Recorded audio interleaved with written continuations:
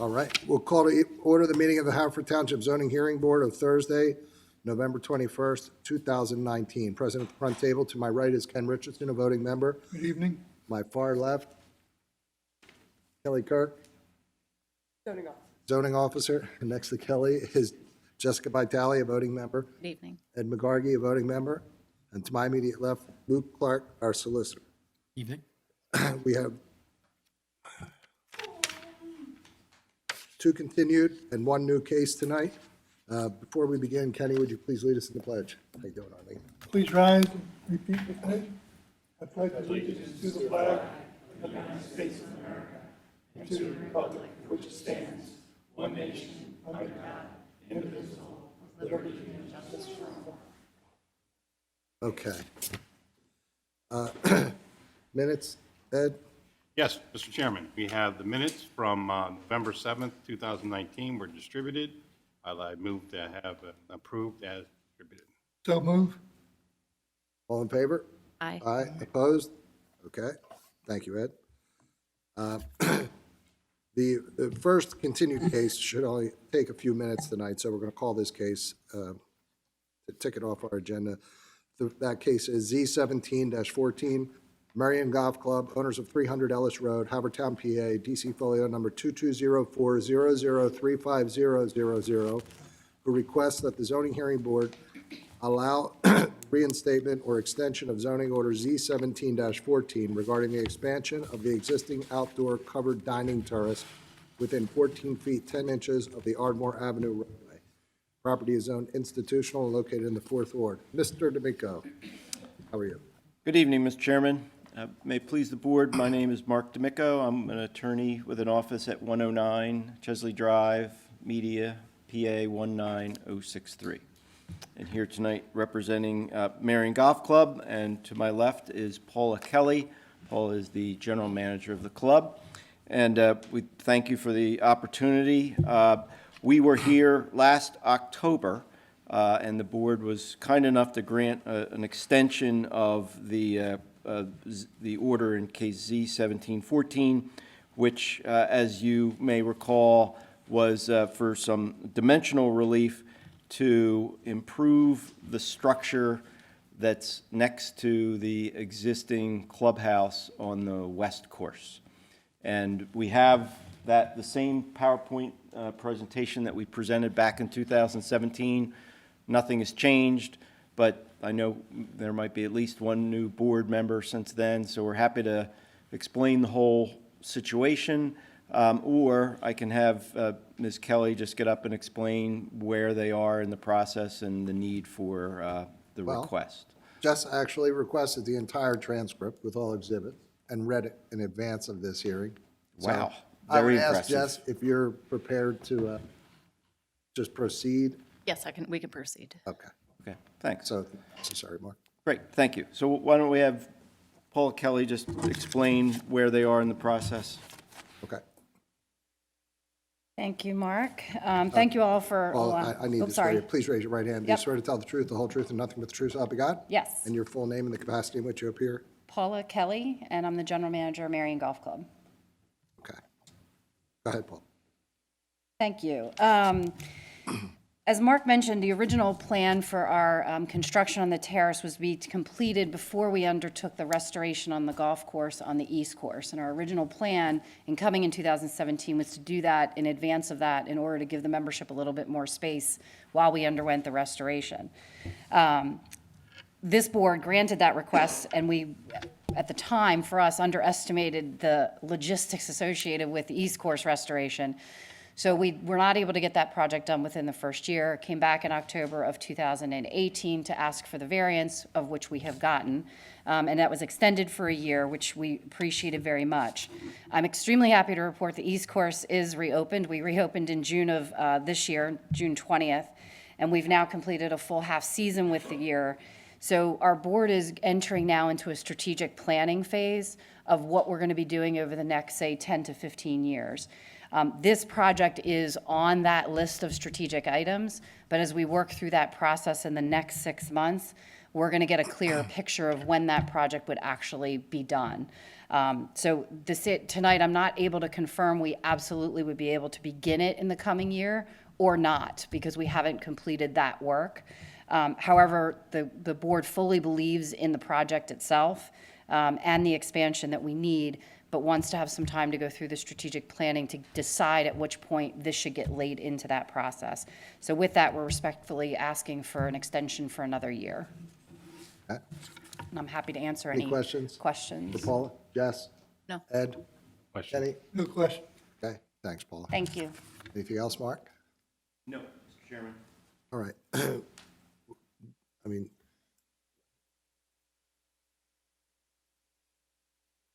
okay, all right. With that, I'll move that we approve the requested extension of the order for a one-year period. We don't have to ask for the audience? Maybe I'm too fast. Is there anyone present that received certified mail about this case that wishes to testify? Anyone present that received regular mail? Any other residents of Haverford Township? Okay, my motion stands. Second. Okay. Jess, how do you vote? I agree. Ed? I agree. Kenny? I agree. Okay.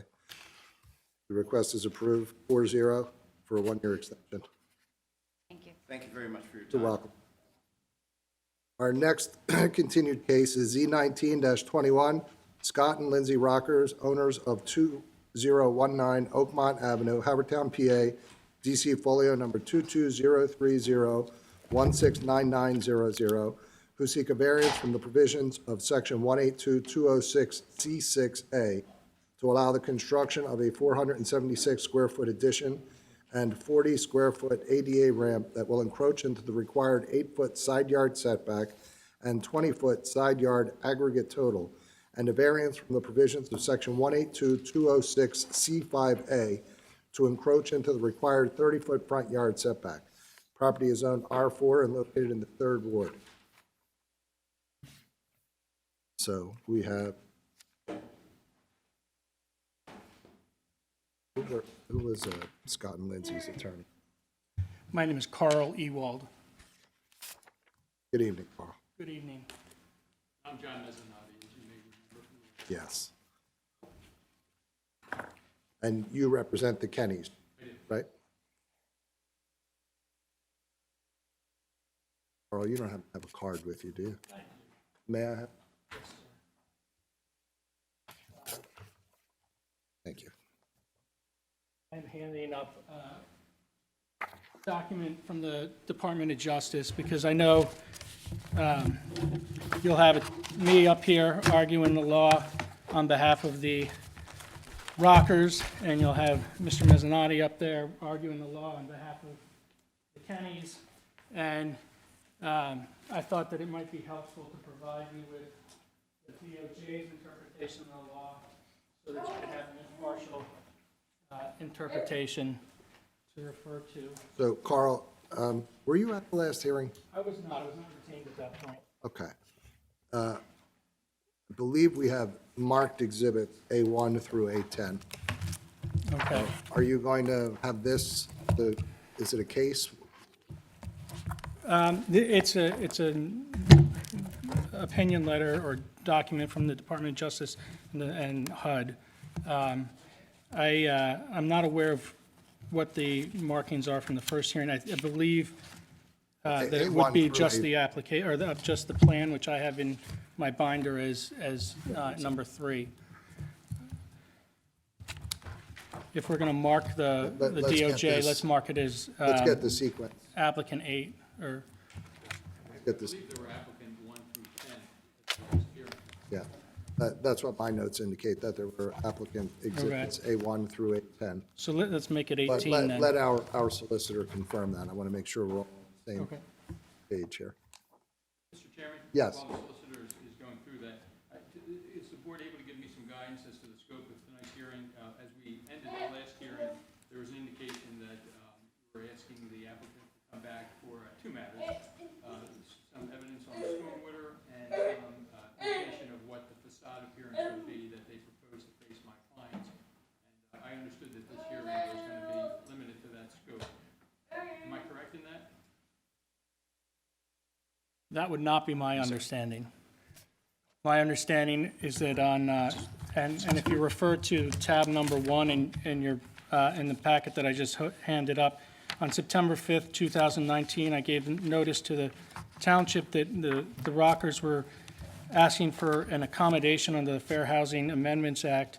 And in the course of dealing with the township solicitor and the township commissioners, my instruction was to bring the fair housing accommodations request to the zoning hearing board at the same time as the next hearing. And I have no objection to asking us to provide law. I think that's probably perfectly appropriate. I was just inquiring about the scope of the evidentiary hearing. First and foremost. So because the board's scope here is, This is from.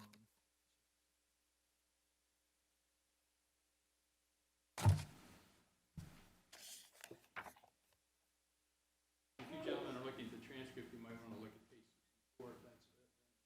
Thank you.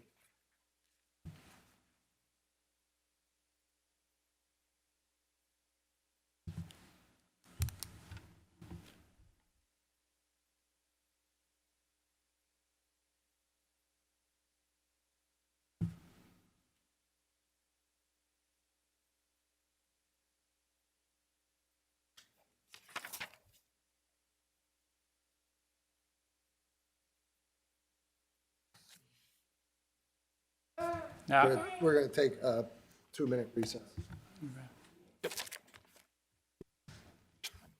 We start again? Okay, we're back on. I did read the transcript, and while I indicated that we were going to receive evidence related to certain matters, recognizing the fact that there's, the Rockers are now represented by Carl here, we're going to allow we're going to broaden the scope and allow Carl to present whatever testimony or whatever evidence and testimony that he would like. If there's an objection you want to put on the record, I respect that. No, I wouldn't have any objection. I would just ask for the, you want me to go to the microphone? Yeah.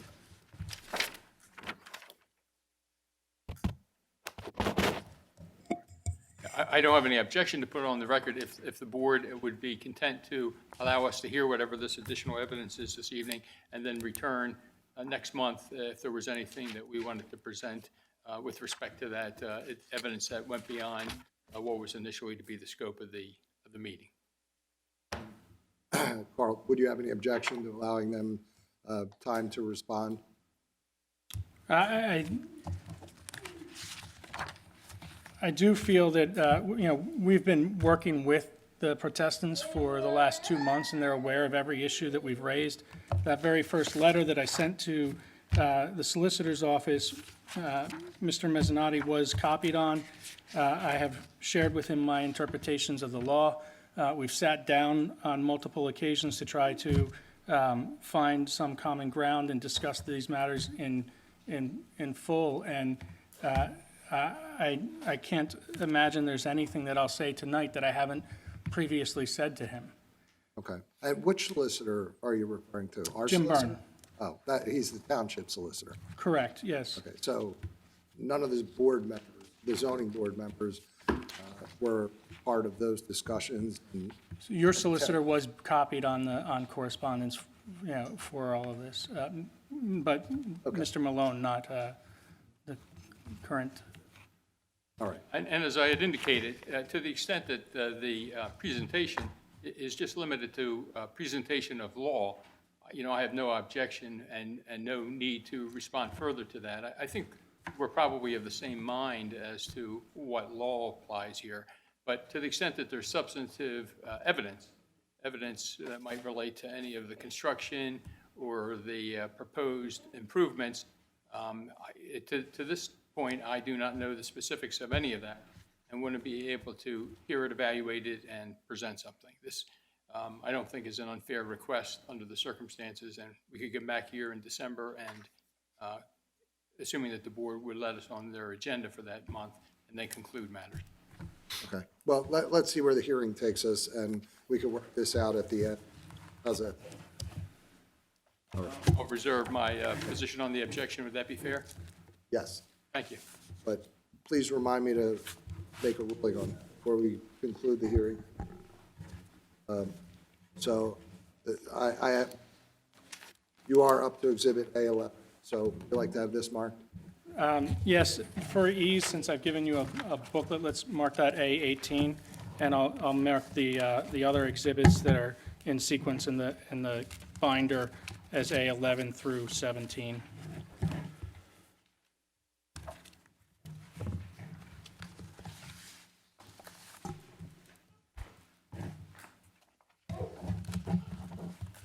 And Carl, have you had an opportunity to look at the exhibits that were presented in the original case? The initial hearing, I mean? Based on, I assume that they are exhibits A1 through A10? That's how they're marked. I'm just asking to make sure that, well, I guess any of these are duplicitous. I think probably what I'm marking as 13 might be duplicitous, but I would not want to leave it out. Okay. So your tabs commencing with tab 1, that would be Exhibit A11. Correct, Correct. thank you. So we just put 1 before each exhibit. And you have an index? No? Do you want to run us through quick and just identify what each is for the Yes, record? that sounds good.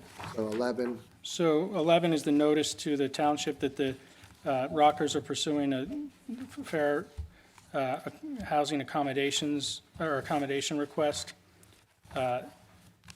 12 is the original application.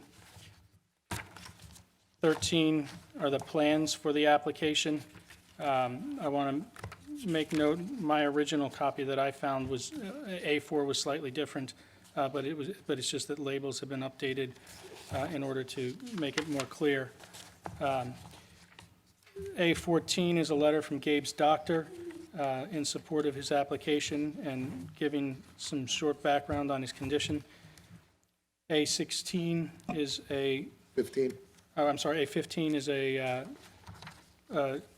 estimate given by a contractor as to what the cost of the proposed addition are. A16 is an estimate given by the same contractor for an addition that instead of, that does not include any accommodation and pushes some of the addition out the back of the house. And then A17 is the same thing from a second contractor. It shows the cost for a two-story addition and the cost for a one-story addition on the side.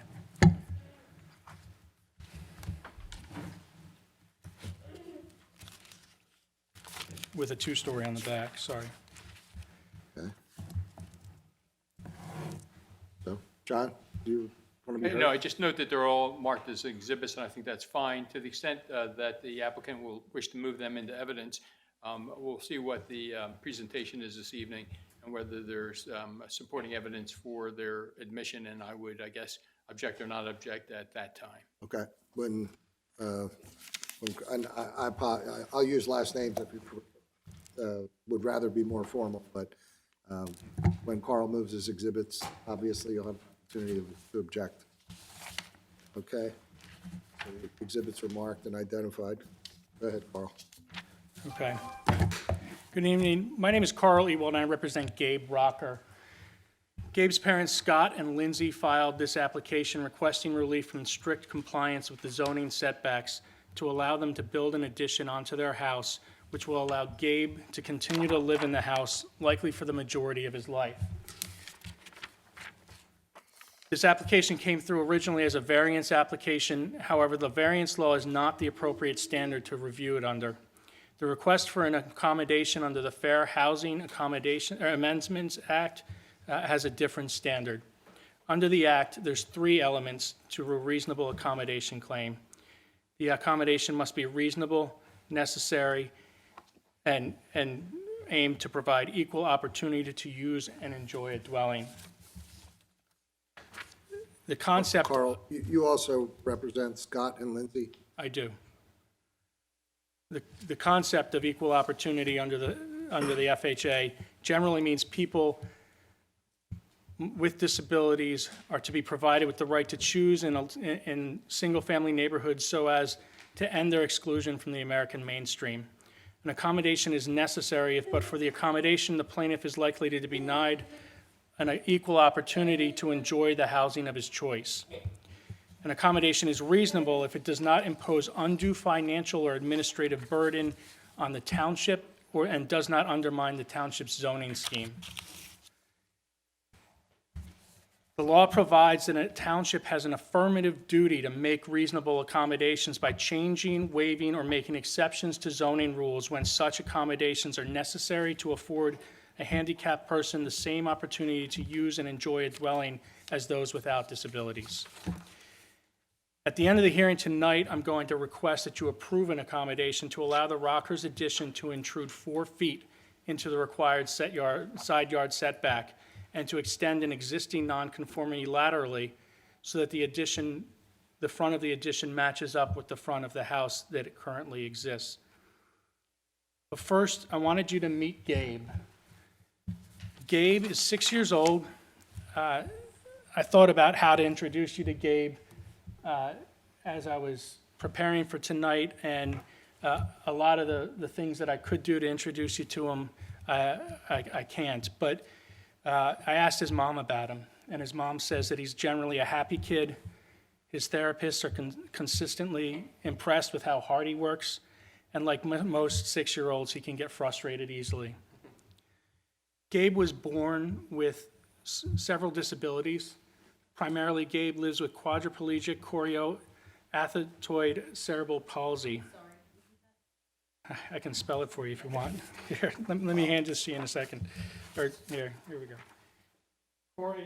Quadriplegic chorioathetoid cerebral palsy. This means that due to an injury at birth, Gabe has little to no use of his arms and legs. And chorioathetotic CP is also characterized by involuntary movements.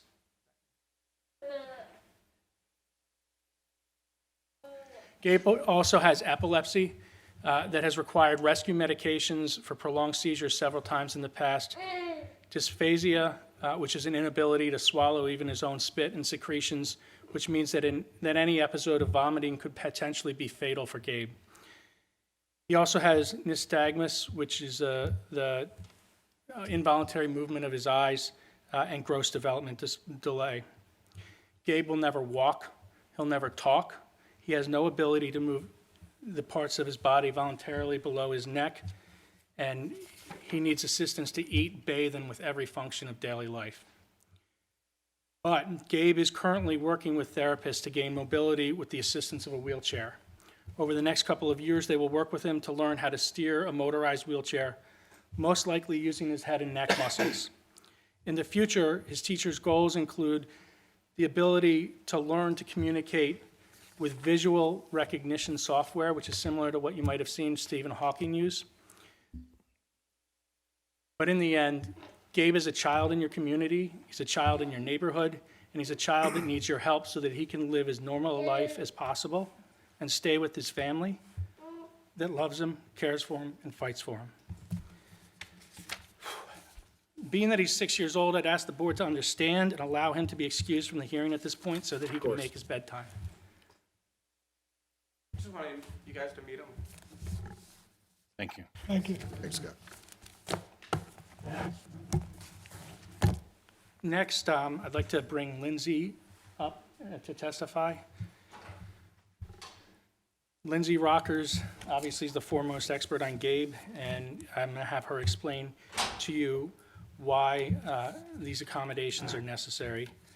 The first thing I'd like to ask Lindsay, I'm going to slide over. And Lindsay, I swore you in last time, right? Yes, you did.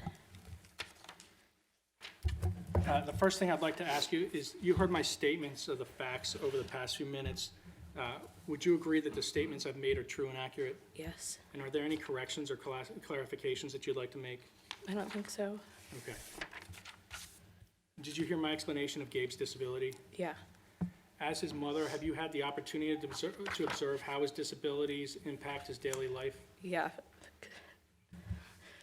In your observations, can you say that his disabilities substantially limit one or more of his major life activities? It limits everything. As your home is currently built, will Gabe have the same opportunity to use and enjoy the home as you and any other able-bodied person might? No. I'd like you to explain to the board what changes are necessary in order to afford Gabe an equal opportunity to use and enjoy your dwelling. So I explained a lot of this the last time I was here. There are a bunch of different aspects of the plan that we have for our addition. The first is the second floor. The second floor offers Gabe an expanded bedroom and an expanded bathroom. Right now, Gabe sleeps in a crib. He's obviously rapidly outgrowing the crib. We have a sleep-safe bed that's ordered, which is basically a large bed with like walls on all the sides that fold down out of the way. It kind of operates like a hospital bed does. There's padding on the inside to keep him from injuring himself. And after we get that bed, Gabe will no longer fit him and all of his medical equipment in his bedroom. So he needs a larger bedroom for as long as he's staying upstairs, and an expanded bathroom, because right now we have a very hard time getting Gabe in and out of the bathroom and in and out of the bathtub with his bath chair. Then down on the first floor, we have a accessible bedroom for him, and then we have a dedicated hallway. The side addition is kind of the culmination of the width of an ADA accessible bathroom and shower room, and an ADA accessible hallway that connects all of the main living areas of our house. So it connects our living room and kitchen, where our family spends most of our time and where Gabe spends his time as an active member of our family, and then it wraps around to his bathroom and shower room, and then finally to the front where his accessible bedroom will be. It also allows for egress for him in case of an emergency from the front and rear of the house. And thank you, that's a very comprehensive answer. I just want to go over a couple of things with you. I'm going to draw your attention to what's marked as A13. Can you tell me what A13 is? This is our original architecture packet that we had submitted to the board and then had also given to the Kinneys when we first approached them about our addition back in February. And is that designed to implement the elements that you have described for his use of the house? Yes. Okay. And currently, on what floor does Gabe sleep? He sleeps on the second floor, basement, first floor, second floor. So he's on the second floor. And is that the same floor as your bedroom is? Our bedroom is actually in the attic, but his bedroom is connected to our bedroom. Our attic stairs go into his basement, or into his bedroom, so there is no walls or bedroom door between our room and his room, and we hear everything for better or worse as far as our sleep goes, but. Okay, so, as it currently stands, he's in a crib, and did you say in about 6 months he'll be moving into a larger safety bed? God willing, whenever his bed gets here, because he injures himself in his crib currently, but yes, he is still in a crib. And I just wanted to have you explain, with his bedroom, what is needed in order to make that bedroom work for him? So basically, we need room for his sleep-safe bed, and then, like any little boy, he has like clothes and a dresser with clothes in it, and then we also have storage for all of his medical equipment. His bath chair is stored in there, and then we also have a chair in the corner that is there for his nurse that comes in. She's up there with him for sometimes 12 to 16 hours at a time, so she needs a little nook in there to be able to sit and be with him. And is that provided for in the additional bedroom on your proposed plans? Yes, the bedroom itself will be bigger, and then it also has an expanded closet where we'll be able to store a lot of his medical supplies. And you mentioned that Gabe is growing. What is the impact of Gabe growing on the current bathroom and on the second floor? So when you're holding Gabe, you hold him and he's laying down, right? Like he's kind of like this baby is, but much longer. And he doesn't lay still. He's always kind of flailing. So the problem when we go into the bathroom is we only have maybe 3 square feet of floor space in there. And the bathtub itself is very small. It's not like a standard size bathtub. So his bath chair, it is on the edge of not fitting in the bathtub. Once we have to size up on the bath chair, it won't fit anymore. And then we also have a problem just getting in and out of the bathroom because the door is swinging in the way and then blocking the shower, and we have to try and navigate around that and shimmy above the toilet to actually get to the shower itself. So when he outgrows this current chair, how will that impact the safety of his ability to be bathed? Well, we just don't really know how we would bathe him at that point until we have a bigger bathtub, because it's just, hopefully we'll just be able to keep him in the chair for as long as we can until we can get a bigger bathtub. How long, or at some point, he's not going to be able to stay on the second floor or anymore, correct? That's correct. What is the rationale behind why he is staying on the second floor? The goal is to keep him on the second floor as long as possible because he has seizures, because he has dysphagia, because also that's where our whole family is, you know? It's isolating to stick him on the first floor as a 6-year-old kid. Nobody wants their kid to be that far away from them overnight. But also, if he has a seizure in the middle of the night, we have to administer rescue medication. If he has an episode of vomiting, we need to be able to suction him. Even if he just like starts choking on his own respiratory secretions or oral secretions, he just needs very close monitoring pretty much 24 hours a day. And at some point, what will be the controlling factor for when you do have to move him downstairs? Whenever we either can't physically lift him anymore because he's too heavy, or if it's a safety problem because of the way he flails and stuff. When we're holding him, he's always moving, and so he's kind of like hitting you in the face and arching and stuff as you're going up and down the stairs. And once we feel like that's too much of a safety concern, then we'll have to move him to the first floor, which we don't want to do, but it's just the necessary evil. I mean, he's not going to be 6 forever. And how long do you hope to be able to keep him on the second floor? Our goal is for as long as possible. Part of it depends on just how fast he grows and how quickly he gains weight. Our goal is 10. If we can get farther, we will. If we can't, then if we can't make it, then we'll have to just make that decision at the time. Now, when he does move down to the first floor, there's a number of items that you've included. Can you just walk through a little bit? You have a bedroom in the front of the house. Can you explain to the board why the bedroom is being positioned in the front of the house? Yeah, I think that people, when they look at it, they're like, well, why can't you just stick a bedroom on the back of a handicap bedroom on the back of your house? And putting his bedroom on the back of our house, it does, like, Gabe has seizures. He has a ton of extra metabolic demands. He sleeps a lot more than other kids because he's constantly moving, he's constantly burning calories. So he needs a lot of rest, and putting him on the back of our house with our kitchen and our living room, and then sandwiched in between that and our crazy hectic backyard. We have 5 kids. It would just be, he would be surrounded in chaos. And when he's sick, and anytime he's sick, we're looking at a possible hospital admission. So we try and get on top of that and make sure that he's resting as much as possible anytime he's sick, anytime he's post-ictal, which is like the period of time after he's had a seizure before he's kind of back up to baseline.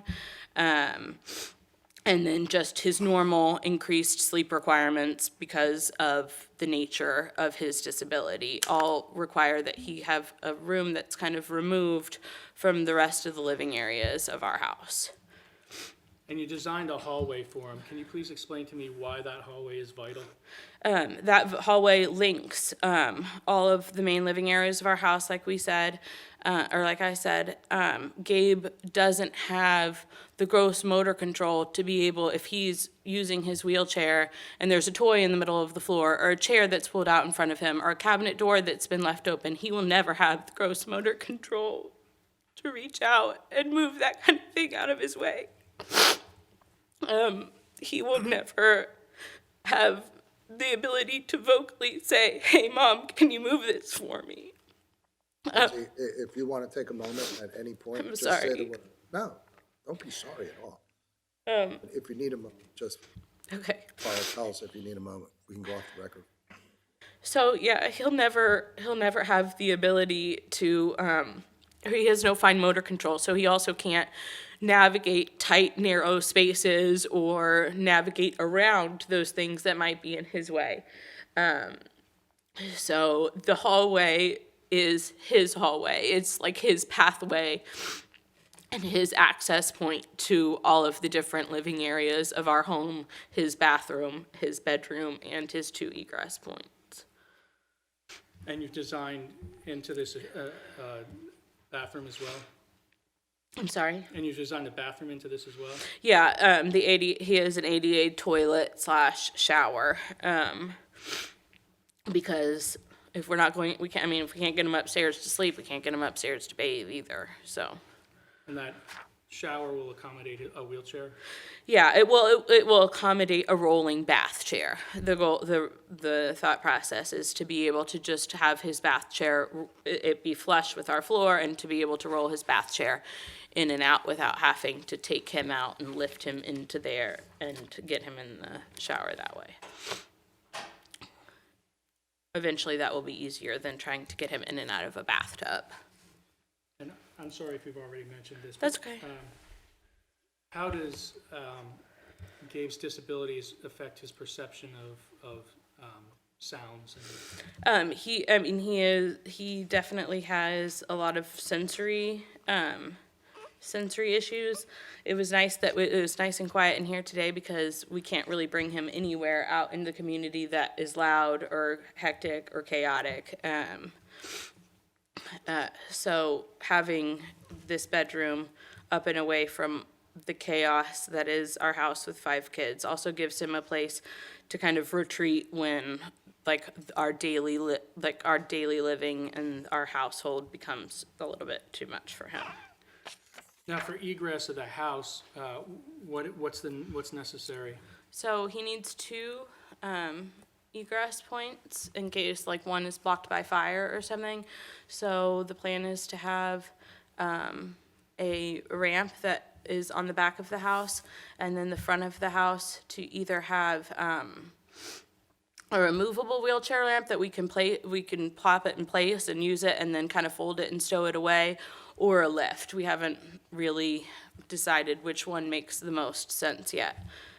So that's in case of an emergency. And then also the ramp in the back of our house accesses our driveway. So if we're loading him in and out of a wheelchair van, we would be bringing him that way. Whereas he is also transported by school bus every morning and by ambulance every evening. He's brought home by an ambulance. So those vehicles pull up right in front of our house. And in that case, he would be entering and exiting through the front. Now, in preparing for this hearing, did you have an opportunity to talk with Gabe's pediatrician? Yes. And did you provide her with the plan for how to accommodate? Yeah, I provided her with our plan. I provided her with alternate plans, and just let her kind of take in what our plan was, and she was in full support, understanding that our plan is what Gabe needed. And did you ask whether she could come and testify tonight? Yeah, she was unable to be here, but she did write a letter of support. And is that what is marked as A15 or A14? Yes. And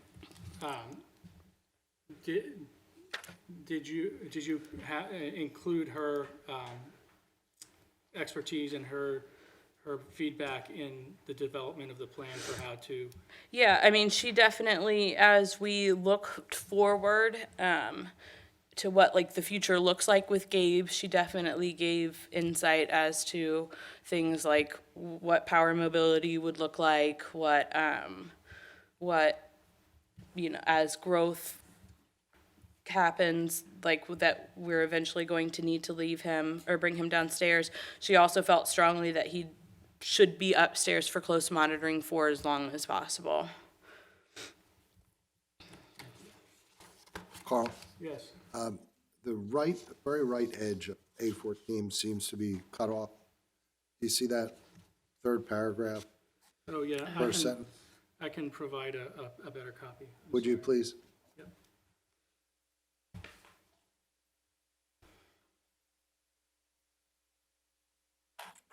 Please proceed. All right.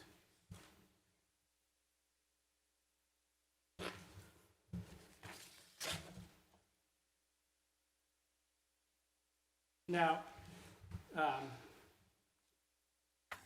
did you spend a lot of time thinking about this plan? Yes, a lot of time.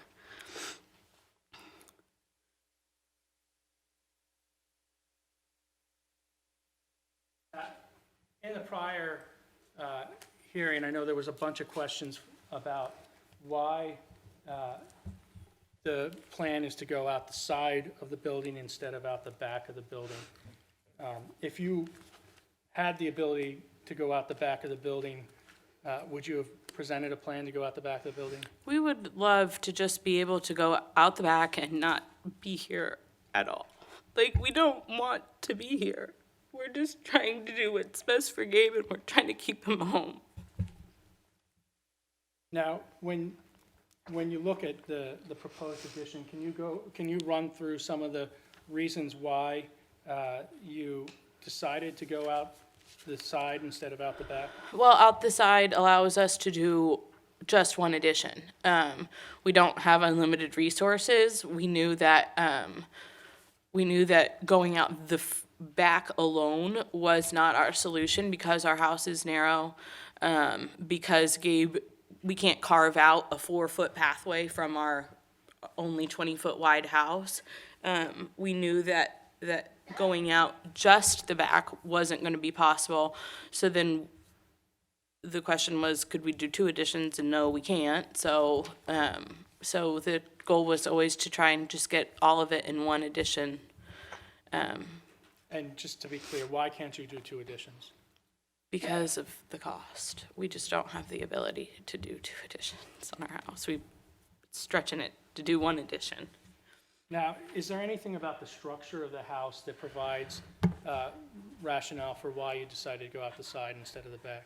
I mean, it's not why we decided to go out the side, but it is helpful, and that like on the upstairs, like our hallway kind of dead ends into that side of the house anyway.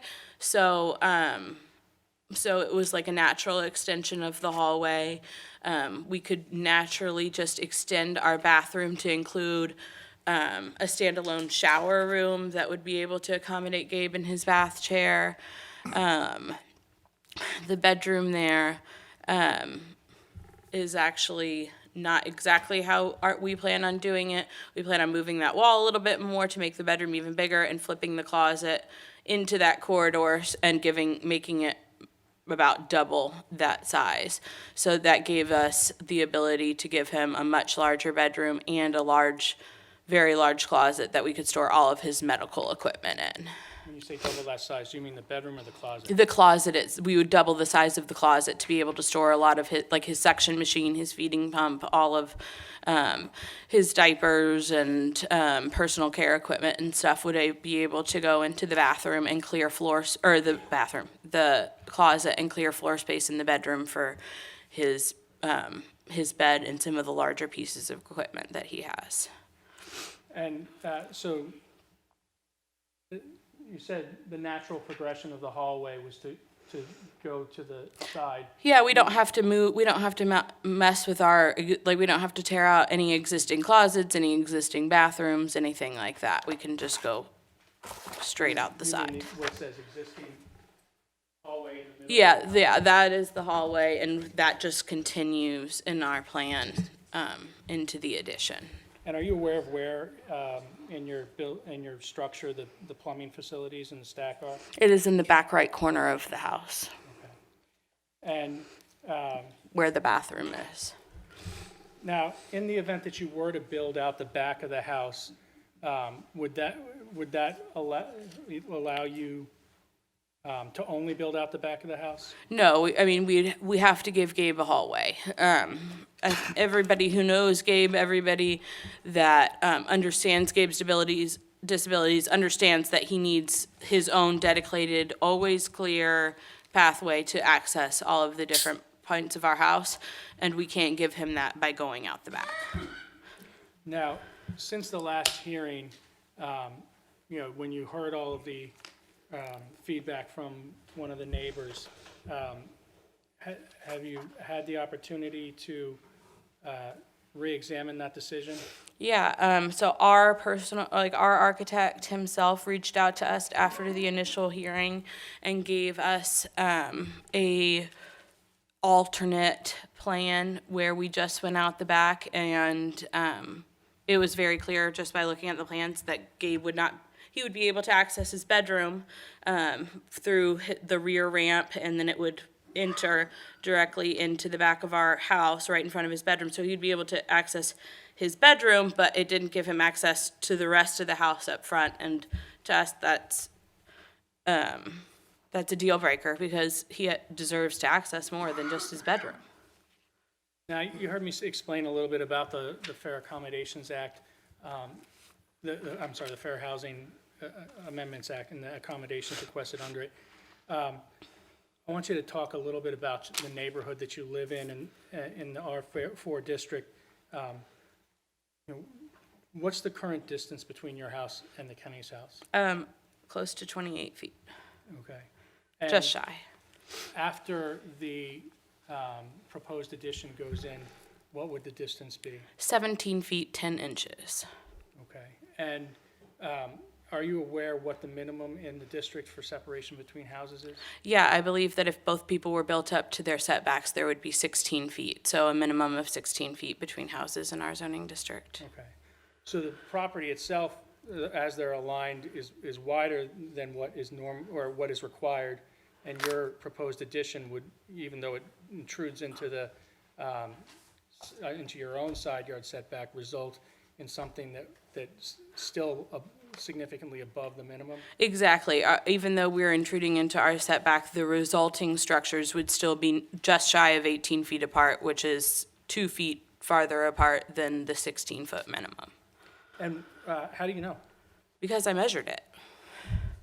And when you look out your front door, what do you see? We have 2 sets of twins across the street from us, and then several single-family homes also. So presumably with the twins, the side yard setback is 0 on one side? Yeah, I would presume that.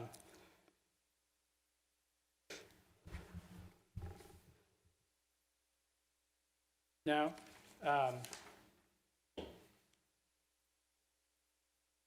did you have the opportunity to then take plans to go out the back of the house to a contractor and get a price on what that would cost versus what the cost would be for your own plan?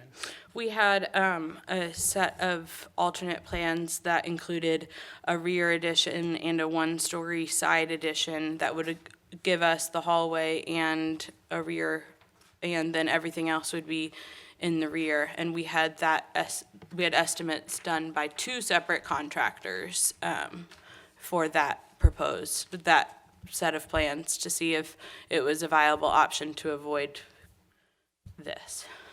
And in that research, did you discover anything about the alternate plan with regard to the impact on stormwater regulations?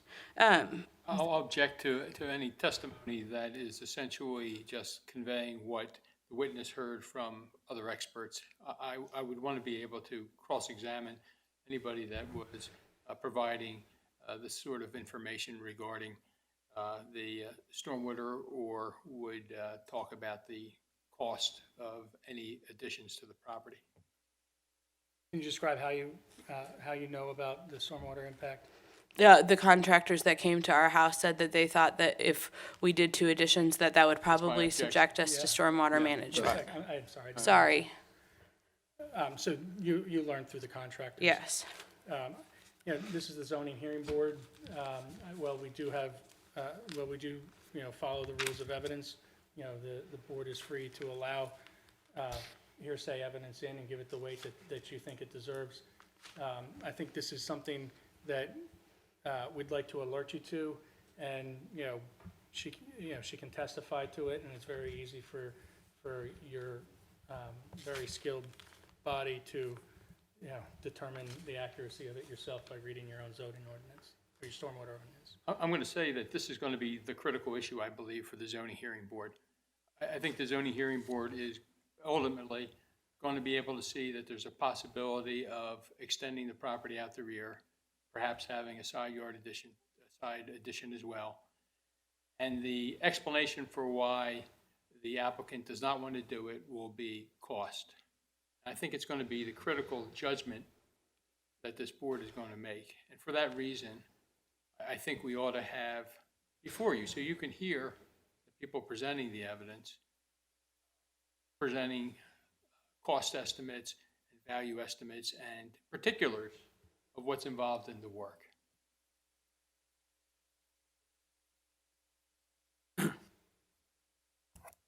So if we're referencing exhibits A15, 16, and 17, is that I correct? suspect that's where we're going. Right now, I'm just dealing with the testimony that Mr. Ewald is eliciting from the witness.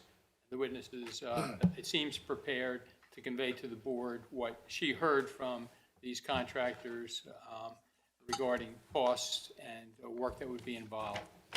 But yes, I also see that there are exhibits that seem to deal with essentially the same thing.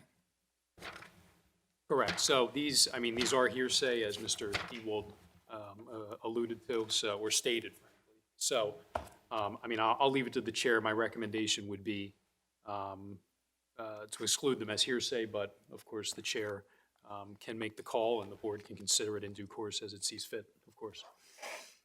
Include the exhibit or the testimony? Well, the testimony, certainly, and then the exhibits. We haven't even gotten to the exhibits yet. Okay, all right. Well, with regard to the testimony, sure, she can. She's not, unless she's a licensed contractor. I don't believe she should be testifying as to the costs here or the necessities. So, are you familiar with your own application? Yes. And the square footage of the application you're putting forth, is it below or above 1,000 square feet? Below. Okay.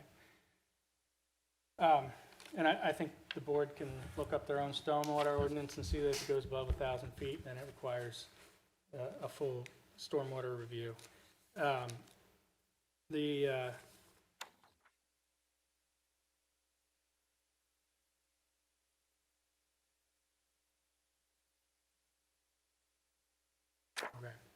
So now we did talk about, you went out and you tried to obtain estimates from contractors as to what it would cost to build the property. And did they give you estimates that if you contacted them tomorrow and said, we got approval or go, they would honor those estimates? Yeah, they're estimates for our projects, yeah. Okay. And I'm going to turn your attention to Exhibit 15.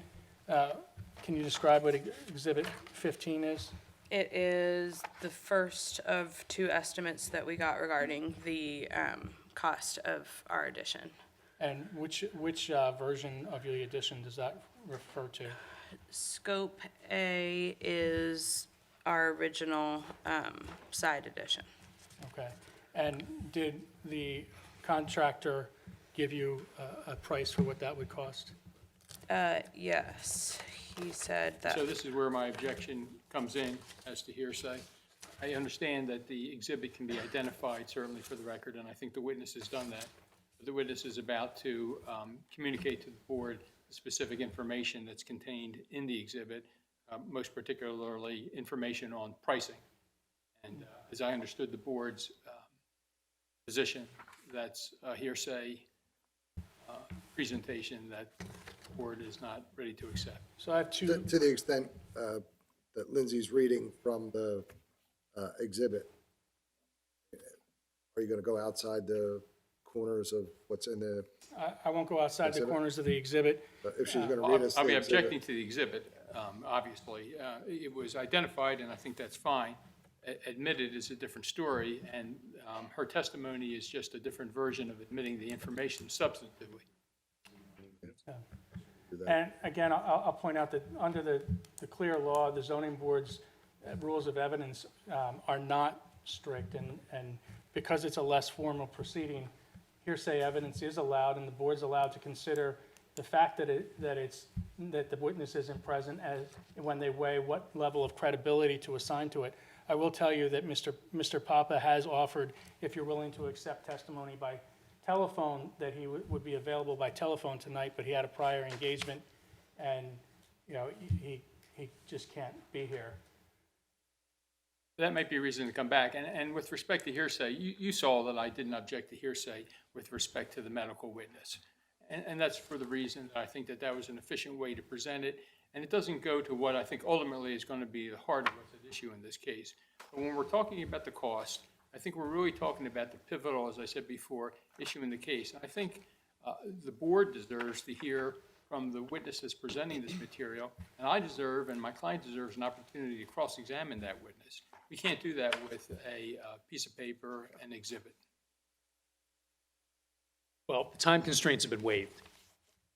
Time constraints have been waived as of the last hearing in terms of making a decision on this. Yeah, we- So in terms of coming back, yeah, so I don't think that there's any prejudice by coming back and having this witness here. This is a seminal point. I mean, I don't disagree with you. So, And I'm perfectly fine with that, and it sounds like Mr. Pop is accommodating, and he'll be able to make an appearance, and at that point, he can authenticate his information, and I'd have an opportunity to ask him questions, which I think is important in this instance. Well, Carl, would you be willing to ask the builder to come if the case were continued? I mean, we're not going to do it right now. Sure, Right. if the board wants to hear from the builder, I'll ask him, or I'll call him right now, we can put him on speakerphone. He is at a charity function, so hopefully it's not loud, but he specifically authorized me to call him and have him testify by cell phone. I don't think that's the right way to conduct this. We want to have a thorough record. How could I even swear on it? But, okay. We're likely going to ask you to bring him to a future hearing, so, Okay. you know, Well, I just have a few more questions for my witness. I think, you know, who knows, maybe you'll feel that you don't even need to hear from him. yeah. Okay.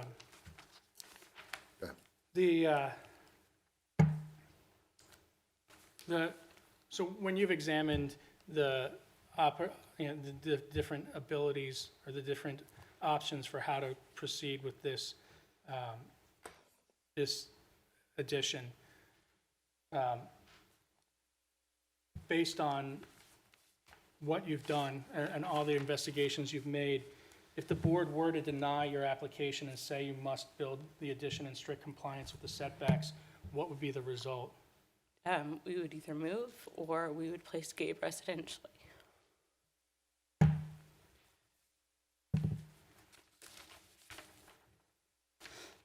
And at this point, I would move that my exhibits 1 through 14 be admitted, and we'll leave 15 through 17 for the discretion of the zoning hearing board as to whether they need to continue the investigation. And I will take a seat for Hey, cross-examination. Carl, which exhibits are you asking? I'm sorry, A1 through A14. Or A11 through 15, correct? Well, we're A1 through 10 already admitted, Yeah. so yeah, A11 through Wait a A14.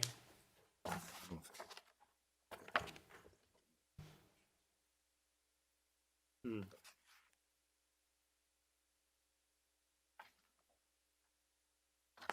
mean, my client was pro se, so I would be surprised if she had the, you know, terminology down. Maybe not surprised, but impressed. Yeah, I don't see anything at the end of the hearing about that, so. So, Most likely because the hearing wasn't over, we were continuing it for the next session. so do you want to move for the admission of all the exhibits A1 through, I mean, you may as well move, and if Mr. Mezzanotte is going to make an objection, let's hear the objections to the exhibits and flesh it out, and so, So, yeah, A1 through A17, I'll move for admission. And then as the board anticipates, I have no objection to 1 through 14, and then object on the basis that we've already discussed to the hearsay reports that are exhibits 15, 16, and 17.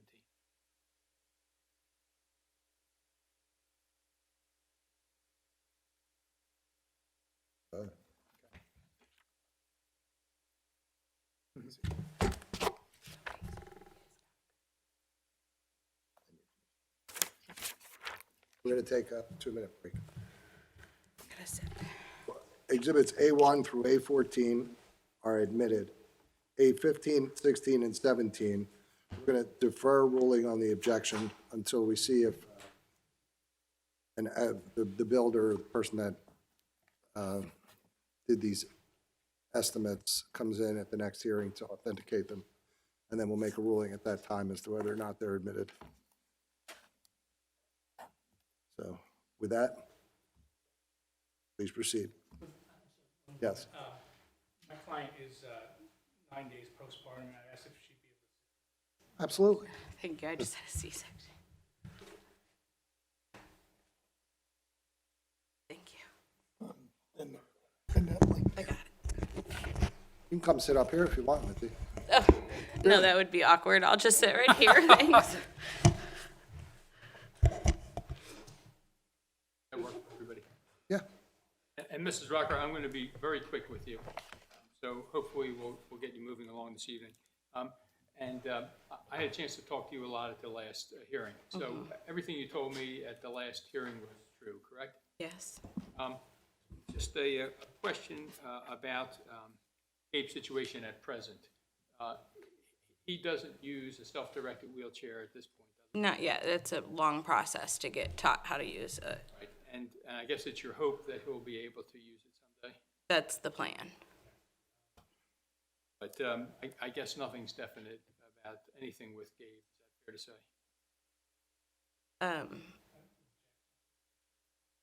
Yeah, that's not even clear to me. Okay. So in terms of his future ability to use a self-directed wheelchair, you don't know one way or the other whether he's going to ultimately be able to do that. We feel pretty confidently that he will be. He hasn't done it yet. Is that fair to say? He hasn't even been given an opportunity yet. He doesn't have a place to do it. And you don't have that self-directed wheelchair at this point in time? No, because we don't have an accessible house. Has he ever, outside of the house, ever used a self-directed wheelchair? No, because he doesn't have one.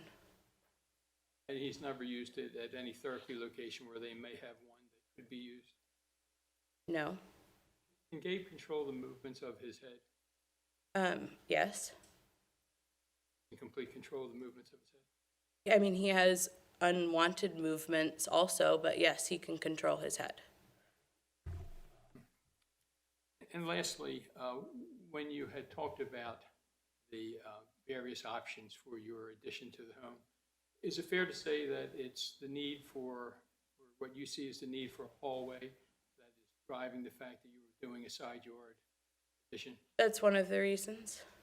If the hallway was not in the equation, you could simply build out the back and suitably address the family's needs, could you not? I don't know if we could simply build out the back, but I suppose we could look into it more. I don't know for sure.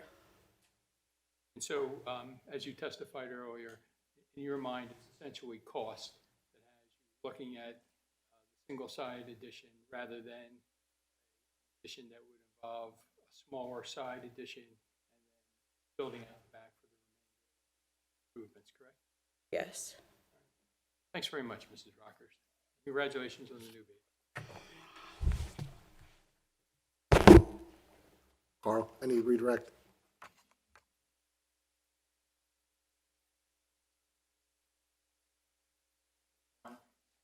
Is there any reason to believe Gabe won't be able to use a wheelchair? No.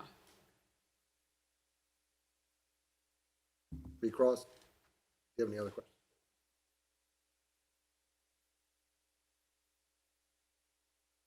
I'll just, sorry, I have to go to the microphone. Okay.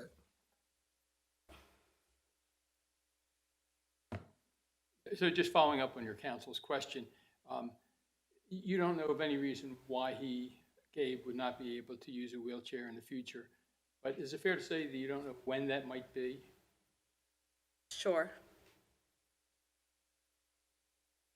And in the end, as you think you testified already, you cannot be absolutely sure that he'll be able to use a self-directed wheelchair, correct? I'm not absolutely sure of anything. Thanks very much. Any board questions for Lindsay? Jess? I have some questions. Go ahead. My first question is just, you said you had an alternate plan drafted up. Is there any way you could submit that before or during the next meeting, just so we can take a look at it? I know you said it didn't work, but I would just like to take a look at Sure. it, and especially with the cost comparison, just to kind of see the differences between the two. Sure. Okay. And then I have some questions that are mostly just based on my lack of understanding of what it's like to take care of Gabe. You mentioned that as he gets bigger, it's going to be harder to carry him upstairs, and then eventually you won't be able to carry him upstairs. Is there any kind of lift you can attach to your stair that would move him safely, or is that not feasible? So our stairs are L-shaped. I Okay. don't know. I haven't looked into that. But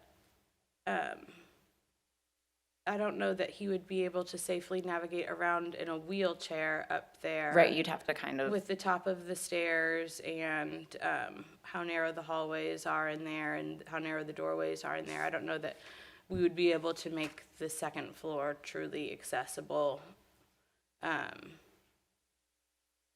then he would obviously not be able to transfer himself from the wheelchair to the ramp, so that would limit also independent access to his bedroom and bathroom. right, so ultimately, he will be living on the first floor. Yes. To be independent. Yes.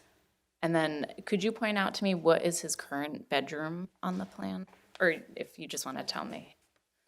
This is his current bedroom right here. Okay, and then the proposed bedroom, that will be his new bedroom? Yes, and this wall actually is going to come up to here, and then this open to below thing that this closet will flip into that space. So the closet's pretty much that whole open to below area that's Or left. maybe even, we might even be able to extend it farther depending on the size of this door. The goal is to give him as much storage as possible for his equipment. So just for the record, you're referring to Exhibit 5 with the questions and the answers. Yes.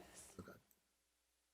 And then my next question is, would you say that it's feasible, once you have the downstairs bathroom, to move all of your bathing of Gabe downstairs instead of continuing to bathe him upstairs until he moves downstairs? I don't know, I've never really thought of that. I mean, it's really far away from his bedroom. Right.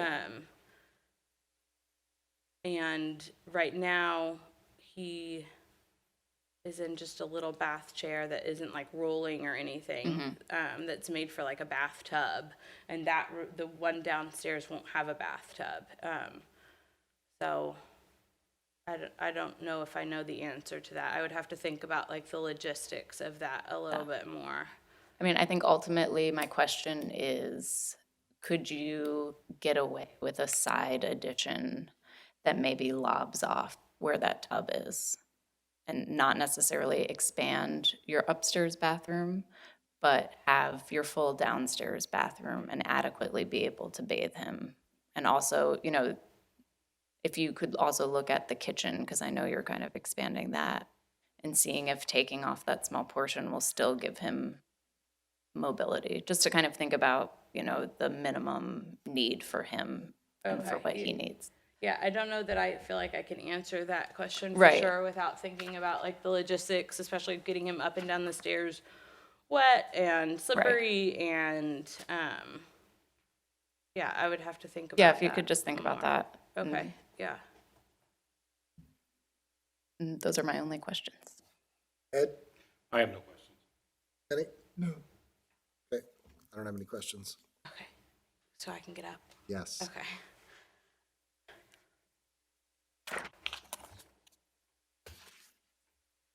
The floor is yours, Carl. This is my only witness for Don? Well, I'll be waiting until they finish their case, but in the meantime, I just had a memorandum to give to the board, which I think essentially follows up on Carl's, probably says about the same thing in about 3 pages, I think. Okay. So I would give that to the board, but I don't have anything else to present right now. Okay. I have not submitted. So I thought you submitted the U.S. Department of Justice Civil Rights Division statement. Sure, that's, I did submit that, that's legal authority, but, Yeah. you know, I can provide a memorandum tomorrow morning. And you don't have to do that tomorrow morning. You can wait until the case is concluded. It's completely up to you. This is my second memo, so I keep throwing them at him.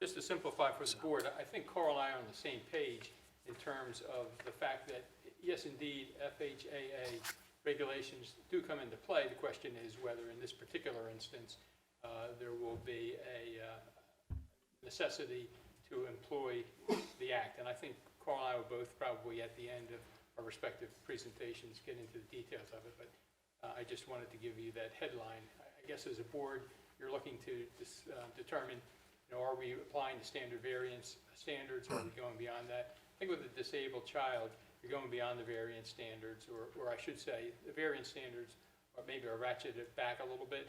And the question really boils down to, as Carl says, is there a need, necessity, to be able to give an accommodation so that there can be use and enjoyment of the property which is equal to somebody who's not. And what other elements of a standard variance request do you think apply?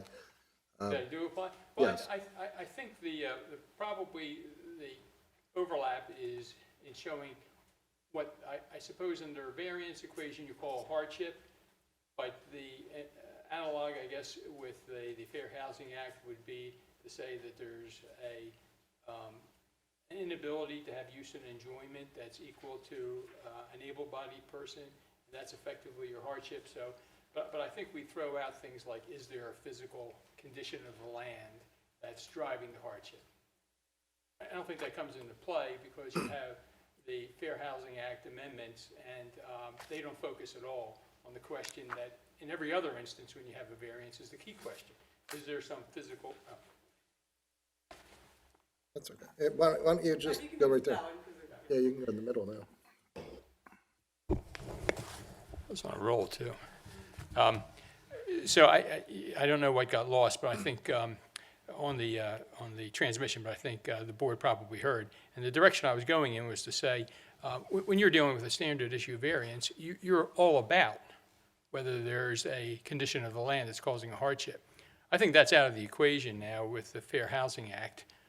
I think that your focus is on the disabled person, and then your focus is on whether there is some necessity for some particular accommodation that allows use and enjoyment that's equivalent of somebody who's not disabled. And one of the reasons I gave you that memorandum was just to highlight the fact that there are limitations on what needs to be done by way of reasonable accommodation. And forgive me, I didn't mean to get into this extended discussion, but since we're on it, I might as well just complete the thought.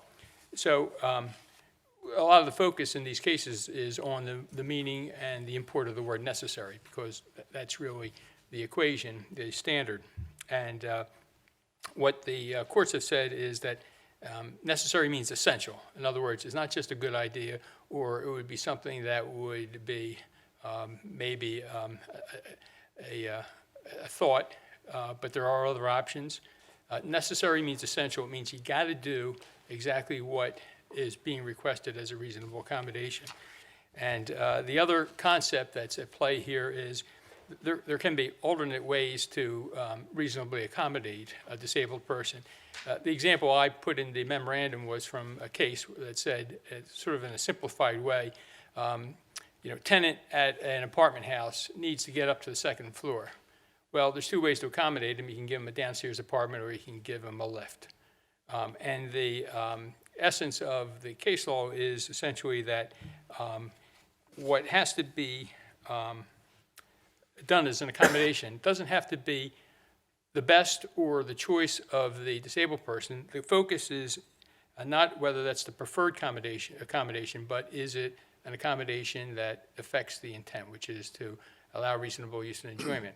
And of course, to get to that, you have to start out and say somehow that there is, with this zoning ordinance you have in your township, that there's something about that that requires some kind of reasonable accommodation.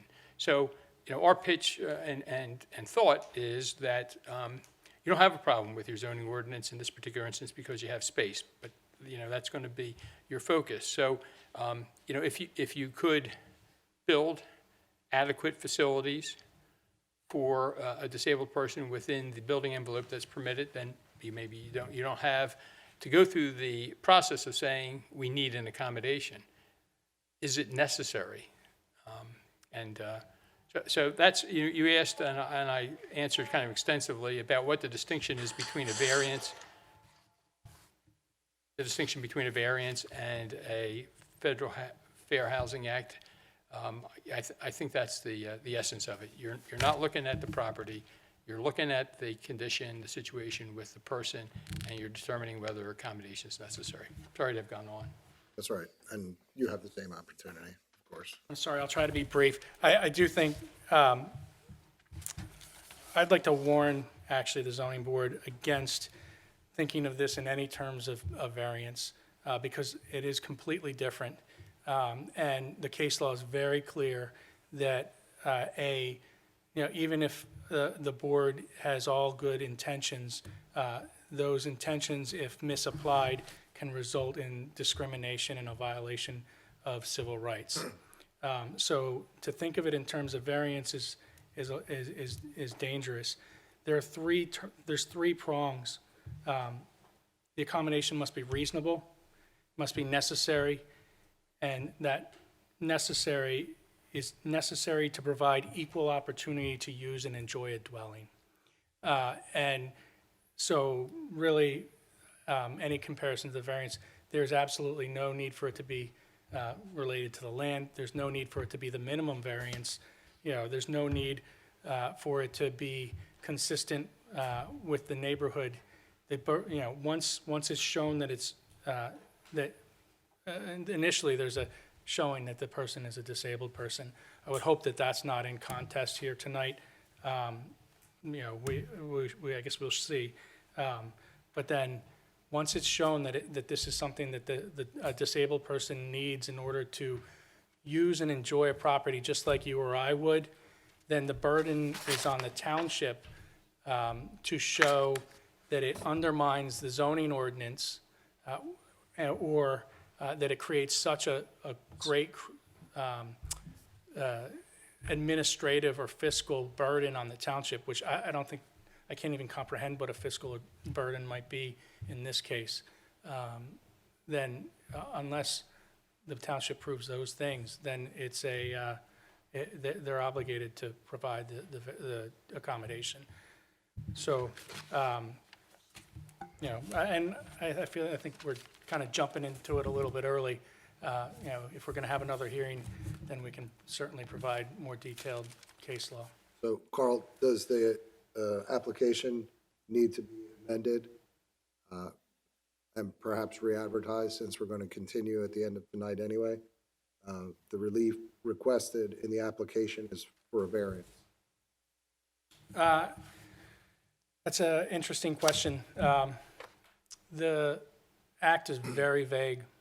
I think if I were sitting in your shoes, I would probably, out of an abundance of caution, advertise it as a fair housing amendment.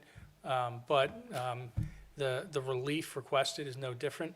And there's certainly been a lot of cases where someone brings a variance application and in the end, it ends up being a special exception that's granted or a finding that it's a pre-existing non-conforming use. And when the actual relief was clearly stated, the notice is found to be sufficient. But, I mean, if we have the time, the tricky part about this whole thing is the act says you have to have a process, and it doesn't give you a process. So the last 2 months, the township's been debating what the heck the process is going to be. And, we were directed to continue the process here. I think. And we are not, just so you know, have not been part of any of those discussions.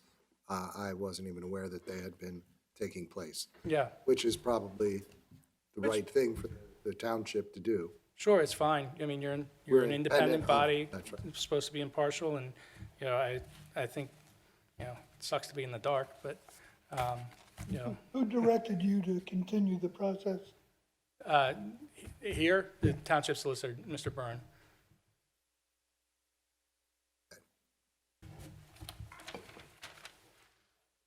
The only Go thing ahead. I would add to that is, I think you're still in a situation where it's a variance request, because obviously you're looking for some relief from the strict requirements of the zoning ordinance.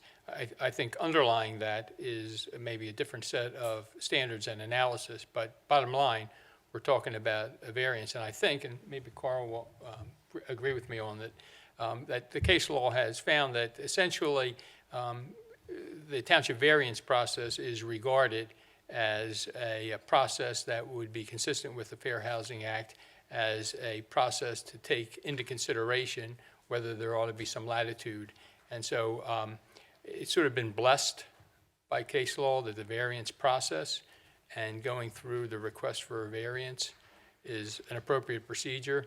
I think the only distinction is what you use as standards for granting the variance. So look, the board's free to re-advertise, but I'm not sure that. We're not going to take it upon ourselves to re-advertise. If the applicant requested that the application be amended and there be a re-advertisement, we would entertain that, but we're not going to unilaterally take an action that's not requested by the applicant or the protestant. So.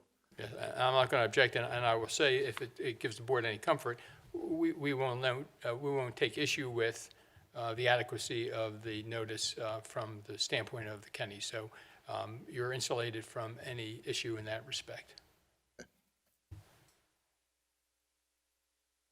All right. Well, normally we would continue until the applicant has completed presenting their case and any opposing interested or parties to the case before we hear residents. But I see people in the audience, and it seems like evidence by either the applicant or the protestant attorney is completed for this evening.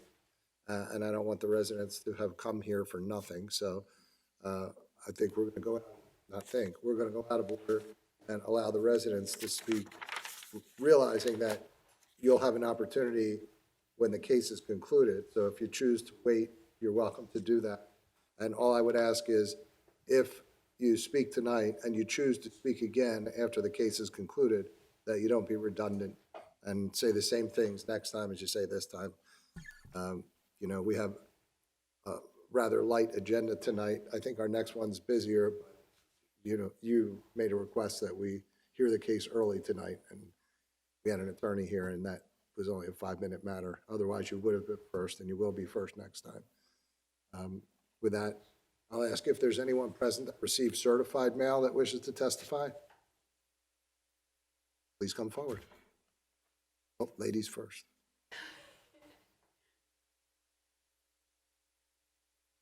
Okay, or not. Sure.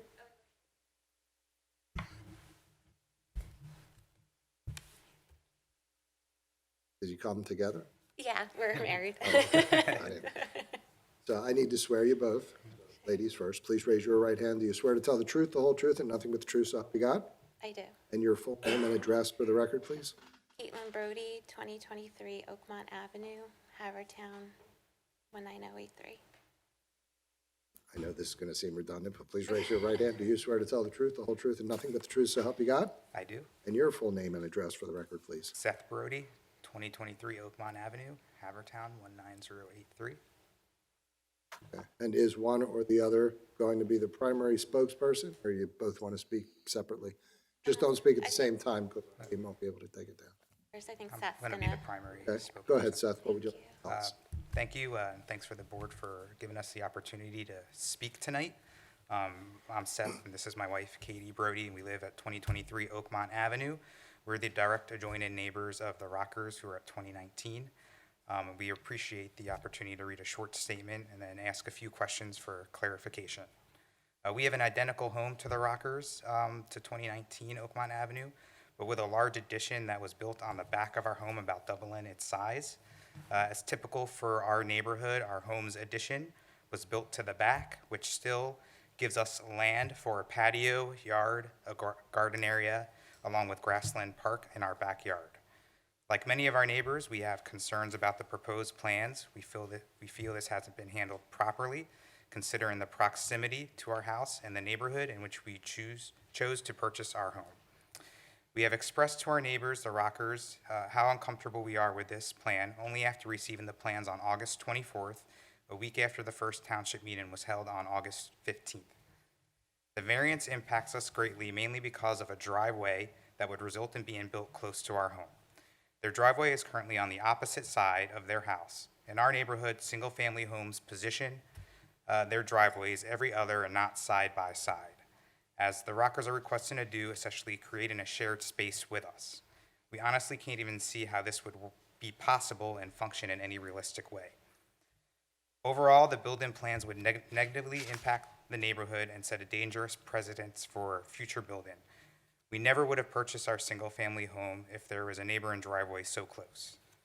What concerns us greatly is that this change of relocating the driveway next to ours house creates a danger zone for our young son, increasing traffic so close to our home, and the existing utility pole between our properties would create a blind spot, further putting our child in danger. We are curious to hear how the existing utility pole is to be handled. We don't see it on any of the plans. Additionally, relocating the driveway reduces privacy to our home and is, quite frankly, overall an unsightly change to the neighborhood to have all that building and pavement close together.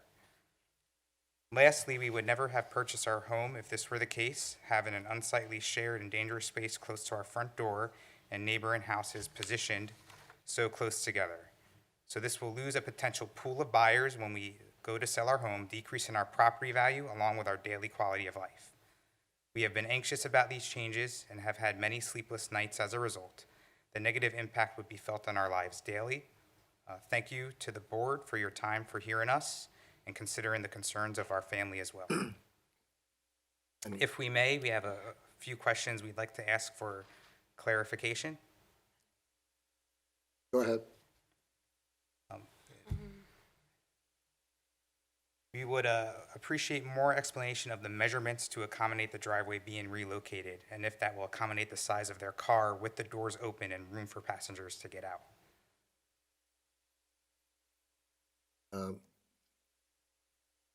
Carl, you're probably the best person to respond to these questions, and I don't expect you to do it at the instantaneously, but just so you get a general understanding of.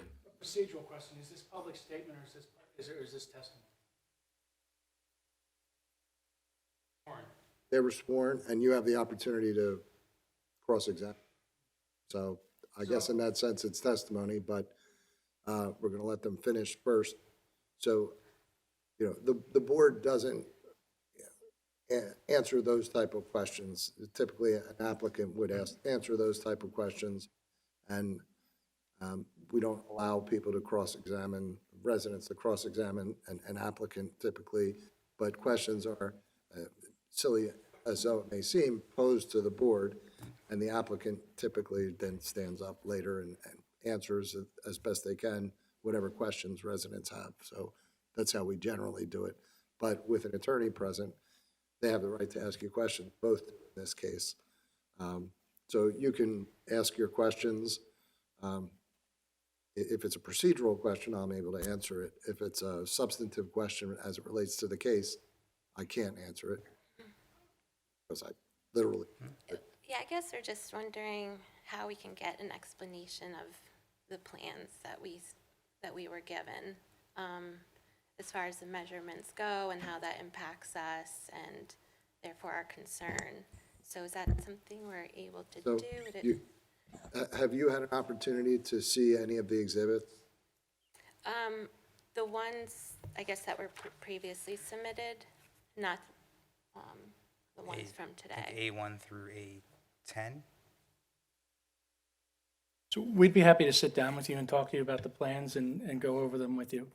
You know, I guess neighbor we to just neighbor. think some of that's important, you know, for our concerns to be heard, sharing fence lines and being so close, and our lives also being impacted too. You know, our home, our property value, and we're wondering what kind of forum that was to talk about that. Are you, I mean, Carl just said they're willing, Oh, he's like willing right to sit now? down and go through the plans with you. Here, or? To the extent this might help anyone's comprehension of the plans, and you're willing to do it, I'll take a break and you could speak to the neighbors right now. If And I'd prefer not to do it at 10 o'clock at night, if possible, but, But why don't you make a note of the questions that they have, all the neighbors that have questions, and maybe you can meet here a few minutes before the next hearing starts. yeah, we'd be happy to set up a time to sit down with any of the neighbors and talk to them. And I know that my clients did go around the neighborhood attempting to talk to the neighbors. You know, they may not, I don't know whether they talked directly to this neighbor. But, No, well, We didn't get directly talked to until after the notice for the sign went up. Okay. And the driveway. And then the driveway, they said they weren't sure of what they were going to do, and they were probably going to keep the driveway on the one side. So we And didn't, they said they were going to give us the plans, and then they didn't give it to us, and it took another time of talking to get the plans sent to us. so we were surprised to find out there was So- a driveway on the plans at the first hearing. And we found that out from a friend of ours who watched the replay. So, it's just been a little confusing and hard to get information. Well, there is a driveway on the plan, Yeah, so we were surprised to see that. so other than surprised, what specific questions do you have that you would?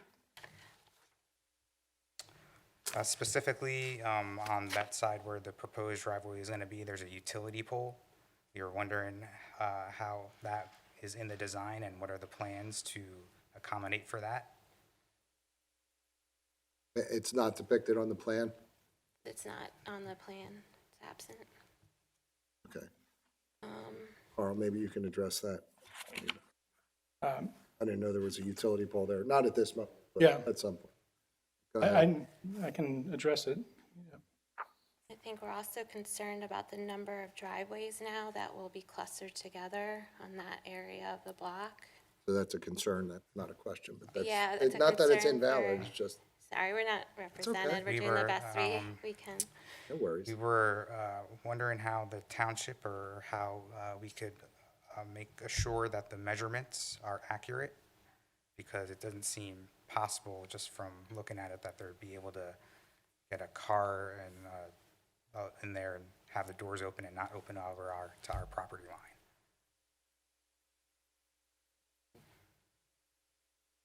Does the plan, The plan provides a 3-foot setback from the property line between the edge of the driveway and the property line.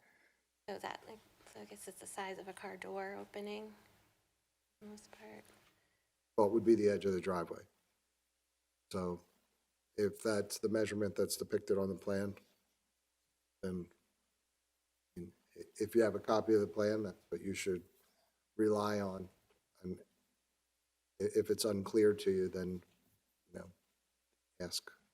I guess I guess it's just unclear how all this would work. And I think part of it's just, I don't know how we can walk through how, I don't know if it's like an 8 or 9 foot driveway would accommodate a car and then car doors opening and people coming out of it, out of the car. And what other questions do you guys have? Or concerns? We're here to listen to whatever your concerns are. And as best we can, we'll cause your questions to be answered, but, so you can rattle them. Well, I think we're still trying to understand the land in the back being used, versus the 2 neighboring houses having to accommodate for that. But I think our statement kind of went over our main concerns, including the you're traffic saying and you're- privacy close to our home. Are you saying your preference would be for the addition to be located at the back of their house? It's typical. All right. Any questions, Carl? The concerns that you raise, are they based on your education and your training, or are they based on your personal feelings? But I guess they're based on living in our home and going home to it every day, and our son playing there and functioning there too.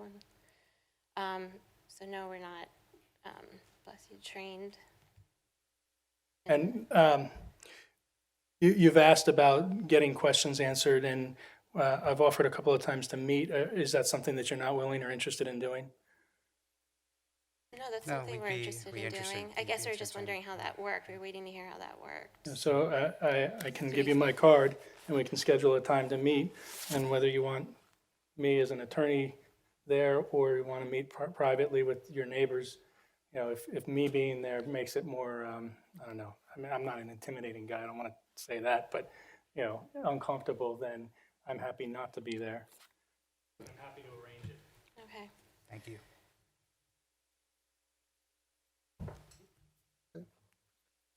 Questions? John? Jess? Are there any other houses, if you think about your street, where the driveways are adjacent to each other? Well, Those houses are the twin homes. and then there's one other. And there's one other, and I believe that was a case where the person owned both properties and did the driveway for that. So that's one outlier. Okay. Yeah, the others are Oh. twin homes. And some, like, I think 2 of those twins, their driveway is close to a single-family home that's next to them. But the single-family homes that are next to each other, they're every other.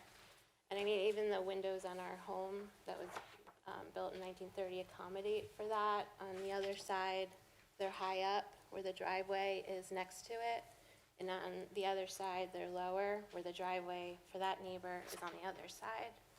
And, it's part of the privacy when we're living this close to one another and sharing such, close spaces. and the impact we have on one another, I guess was at one point accounted for. Okay, thank you. Thank you. Ed?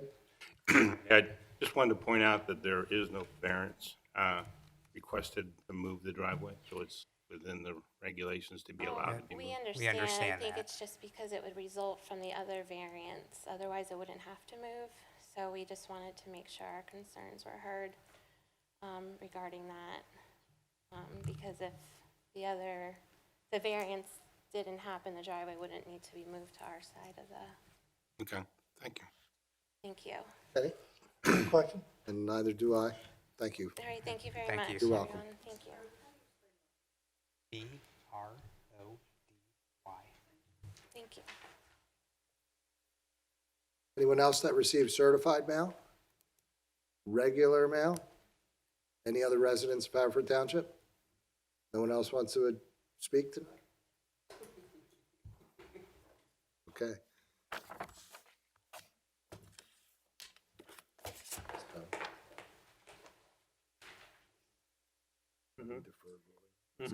That's correct. That's correct. I have them down. For my notes for Bill.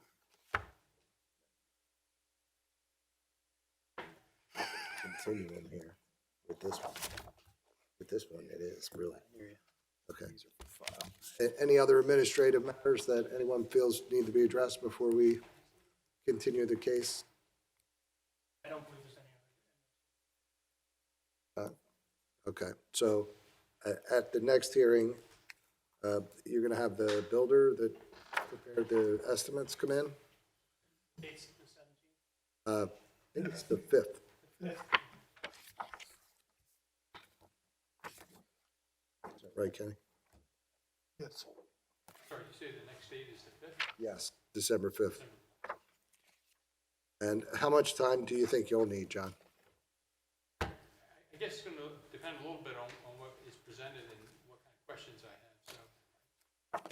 Can be firm an hour or so?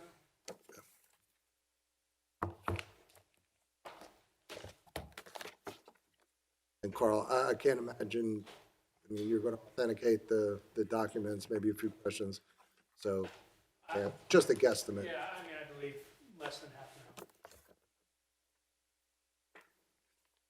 All right, before we continue the case, anybody want to address the board tonight? All right, with that, we're going to continue this case to our December 5th hearing. Any other administrative matters we need to handle? No? Nope.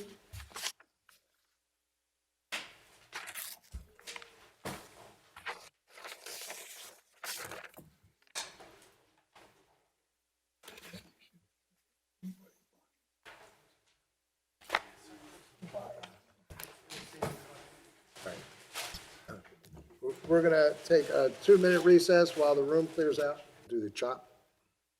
Ready to start? There you go. All right, we'll reconvene the meeting of the Haverford Township Zoning Hearing Board Thursday, November 21st, 2019. Our next case, new case, is Z19-30, CMC Havertown LP, owners of the Crossbar, located at 2225 East Darby Road, Havertown, PA, DC folio number 2203-0073200, who seek a variance to allow the construction of a 14-foot by 20-foot, one-story rear addition for the expansion of the small kitchen facilities that will encroach into the minimum side yard setback and increase the existing non-conforming building coverage by 11%. Property is zoned C3 and located in the 3rd Ward. Hello, Hello, and what's your name? my name is John Finnegan. Are you one of the owners? I am the general manager of the Crossbar and one of the owners, and Greg and Brendan are owners. I'll swear you first. Please raise your right hand. Do you swear to tell the truth, the whole truth, and nothing but the truth, so help you God? I do. And now your full name again for the record and the capacity in which you appear. John Finnegan, and I'm the general manager of the Crossbar and part owner. Yes. What is CMC Havertown LP? That's, CMC is I need to swear you. Yep. First, please raise your First right name. hand. Do you swear to tell the truth, the whole truth, and nothing but the truth, so help you God? I do. And your full name and the capacity that you appear tonight? Gregory J. Cox. I'm the owner along with my brother. So what is CMC? CMC is the owner of the building, not the restaurant. And it's a limited partnership, right? Yes. And are you the general partner? Yes. And my brother and I are the only two owners of the building. Okay. Thank you. Go ahead, John. Why don't you tell us a little bit about what you would like to do and why? Well, as I said, or as you read, we'd like to expand the kitchen. We'd like to put in, or not expand the kitchen, we'd like to put an addition onto the back of the building, which would serve as a kitchen. It would be 14 by 20, which is the width of the back of the building. And so it would run directly off the back and 20 feet back. The current kitchen, it will no longer be a kitchen. We'll use it sort of as a service station and storage area. We do not want to increase the occupancy of the restaurant at all. So the larger kitchen will allow us to serve our current customers. Our current kitchen is very small. It's difficult to work in. It's a serious limitation on our menu. We have long wait times because it takes a long time to turn over tables and get food out. It's very difficult on the staff, particularly the kitchen staff, but the wait staff as well. We can really only have two people working in the kitchen at one time. I mean, people come in and out, but so even basic functions of a restaurant, like taking to-go orders or things like that, we have to put on hold at certain times just to serve our current customers. And so the addition, we are asked, where we're asking to put the addition is currently concrete anyway, so we're not moving into any grass area. Our building is 2225, 2217, which would be to the right of us, is actually owned by Greg, so there's no issue there. The rear setback is, it's required 15 feet. Our addition would make it 28. I think right now, currently, we're at 45, so it wouldn't be that. The only, we would need relief from the side setback to our left, which is 2227, that building, because they're adjoined buildings, so we would need relief from the side setback. And do you know what the setback that's permitted is?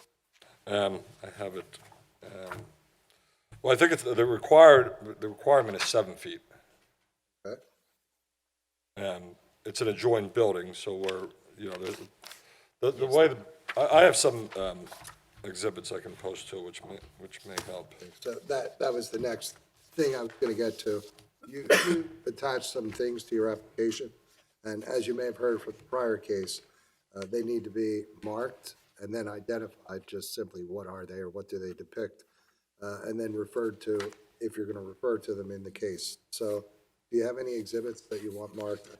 Sure. Just in looking at what's attached to your application, there's a drawing. Well, this is the same drawing, that's A1. Okay. And then there's So how many pages is what you marked A1? just one page, and then A2, second page, and A3. Okay.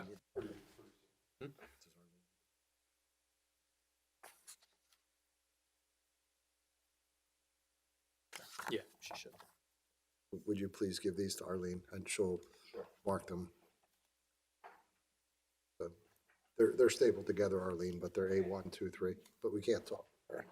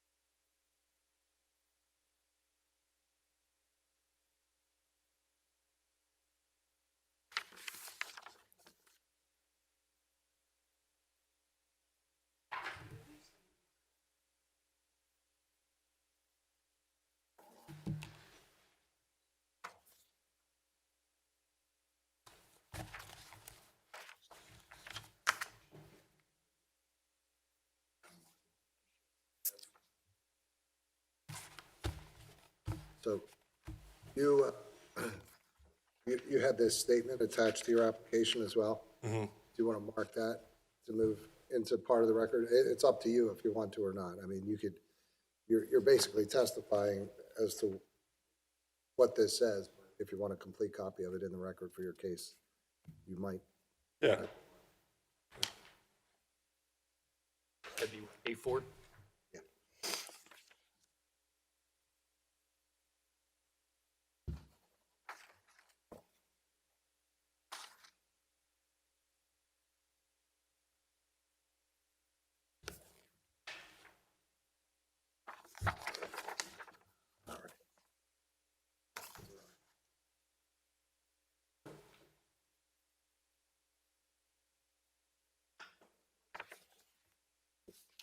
There you go.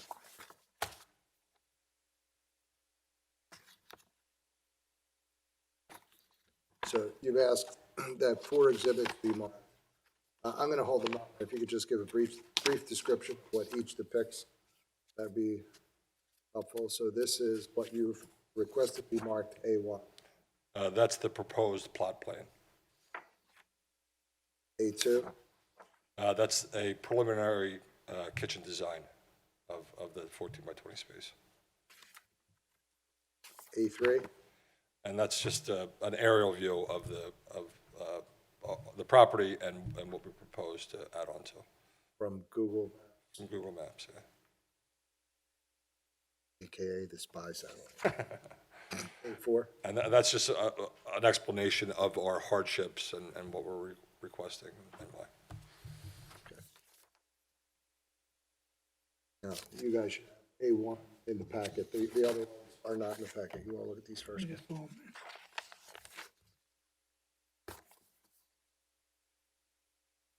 A1 and A4. You went through or not?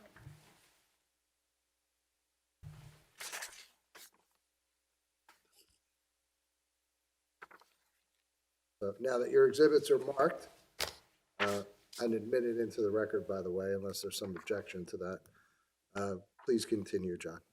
Well, that's basically it. We're asking for an addition purely for the kitchen, so it would be 14 by 20. We're not increasing occupancy in any way. We're just hoping to relieve some of these hardships that we have, help us to better compete in the tough restaurant industry. Questions, Ken? yeah, once, if this addition is approved, what happens to the old kitchen? Well, we hope to use that as a sort of like a waitstaff area. So we really don't have that right now. The crossbar is kind of a smaller place. And so there's no area for POS systems back there that the waitstaff could use, or storage areas, things like that. We kind of, to-go containers or, out in the bar and things like that. So that would just be purely a waitstaff area and storage area. My other question would be, is this the minimum amount of space in the new kitchen that is needed? But I'd say so. I mean, just the way the industry is now, we don't have any storage in our kitchen, so for us to sort of, we have to run, our kitchen staff has to run down the basement, grab fries when needed, run back upstairs. I mean, not per order, but it's just such a limit of space back there. You really only have 2 people cooking back there at one time, and they're really not on the grill. This just opens, this just helps us with our business, basically. Yeah, if I could speak real quick. The new kitchen would help us have more prep area and freezers and refrigeration, which is all down the basement right now. So they're going back and forth down the stairs. So that's what, yes, but the refrigeration, commercial refrigeration, and a bigger grill, because it's only 18 inches right now, which is, unheard of. We're hoping to make it, at least 4 feet wide instead of 18 inches. Thank you. And then Kenny? Ed? Yeah. Will you be removing existing parking with this proposal? No, it won't affect the parking. How is that not occurring? Because where we're proposing to add the addition, which is the back, it's the end of the building. So those parking spaces beyond the building are deeper parking spaces. So if you see A3, on the, which is the Google Map one, you can see that the existing parking spaces are still there. It would just be like the building is now, the first couple of spaces. And what is that area currently used for? Right now, I mean, Yeah, we have it fenced off for fryer oil drums, and we have a table where we put all the cardboard. Yeah, and then we just remove the cardboard. It's a lot of what we use it for would just be kind of moved back. It's dead, it's almost dead space now. Yeah, you have a dumpster back there or trash can? They're trash cans, but they're further back. We use four of the big plastic ones, because dumpsters are hard to clean, they smell, and, Okay. we don't want that with our neighbors. So you're just going to be moving all that activity further back on the lot then? It would be further back, yes. Right now, the trash cans are in the back of the lot, like along the fence line of our neighbor in the back. Okay. They won't be moved, the trash is back there already. There's four big, you've seen them, I don't know if you've seen Accurate or any other.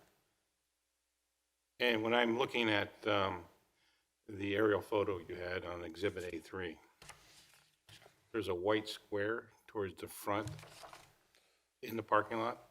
And what is that structure? That's an awning that we use for summer. So we don't use space out front. We use, it's basically 2 spots or so that we have an awning over that section of the So parking lot. you have outdoor dining? We have outdoor dining, yeah. And that took up parking spots? That took out, about 2, depending on how you look at it. but, yeah. Okay.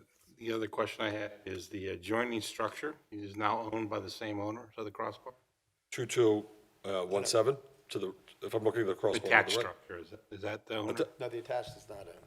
No, the attached structure is not owned by the crossbar or Greg or Brendan. The structure owned by myself is the house next to it across the parking lot. Where okay. Benny's, there's a men's hair salon there now, so that's across that house. Half of that house is I own. It's a Okay. twin, yeah. I got you. So it wasn't the guy that had the eBay service? No, That's, now I remember, he okay. wasn't the eBay, but he was the owner. The other question I had is, could you please highlight the hardship for this? Yeah, I see you have a document. What is the hardship that you're claiming? Well, you want to speak on it, Craig? Or? Yeah, I mean, the fact is the kitchen's very small. Our griddle is only 18 inches wide, so we can only fit like 4 burgers at a time. So that our average wait time is about 45 minutes right now just to get it out. Fortunately, we have loyal customers and they're patient, but everything else in the kitchen is small. We only have one small fridge and one small sandwich bin, and the fridge is just a top-bottom fridge freezer. It's not, big enough. And next to the grill, there's only one fryer, and we actually need multiple fryers. Most restaurants have 3 fryers. We only have 1. And we're hoping to be able to expand to 3, to be able to do more, more food, and to be able to do certain items, certain fryers, like fish in one fryer, and, wings and stuff in a different fryer so they don't mix taste and things like that. But right now, we have to use 1. So all our stuff fried comes out of 1 fryer. The other hardships are, having more refrigeration and freezer. Right now, they go down the basement to get all our chicken tenders, fries, everything. So they got to go down the steps through the bar and carry them back up to, when we run out. We can't store them in that kitchen because there's no space.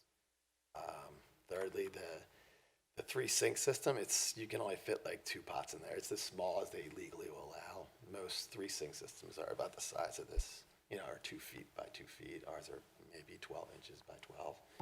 So it's hard washing pots, things like that. Okay. But no lot hardships, there's no physical hardships that were created by the zoning law? Sure what you mean, no. Physical.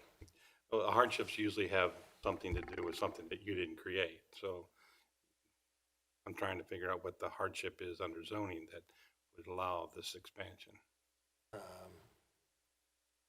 I mean, one of the other hardships is it's a small kitchen, like the heat, heating and air. It gets very hot in the summer, and it's hard to heat and cool. Based on the system we have in the building that will fit down the basement. So with a new expansion, that would be a separate heating and cooling, which would be nice for our cooks and staff. It's just a very difficult kitchen to work in, basically. I can As But another real main hardship is we have to turn off our phones on a Thursday, Friday, and Saturday night because we can't do any takeout. So as an owner, you know, with Sean, my brother and I, like, we miss out on the opportunity to make more sales because we can't, you know, cook that much at once, you know what I mean? So we're really trying to, you know, have a bigger kitchen for that also, you know what I mean? So it's just to try to keep up with, you know, competition and hopefully make more money. And also expand our menu, because if we have a bigger kitchen, we can add more items and do more. You know, like actually use an oven, not just a fryer and a griddle. We could actually have an oven and, you know, also bring our ice machine upstairs instead of going out in the basement to go get ice all the time, things like that. You know, just basically make it a lot easier. Okay, thank you. Yeah. Hey, really quick. Sorry, excuse me. I haven't spoken all night. Could you, you have a copy of the grounds for the variance, right? That you submitted for the Yeah. application? Yeah. Could you talk a little bit about the last two paragraphs? I think it's actually in my other.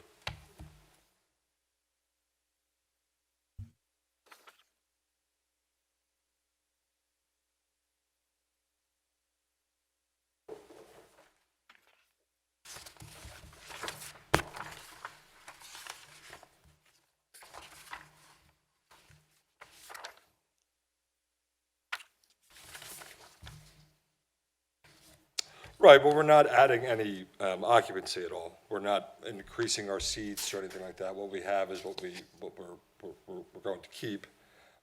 We just want to sort of try to serve our customers better. And right now, our kitchen we're not really capable of doing that. Greg mentioned 45 minutes as an average wait time, but sometimes it goes well over an hour for a burger, which could be frustrating for our customers. And, you know, I think it will just work with, what we're asking for is just something that will help us run our business better. It will, I don't think we're going to be a tax on the community in any way, and that we're not increasing parking or anything like that. It's just to help our business run more efficiently and sort of keep up with the competition that are putting in these new kitchens and putting in, as I'm sure you're aware, there's a lot of new restaurants in Haverford Town and expansions, and this would just give us an opportunity to sort of keep up with them.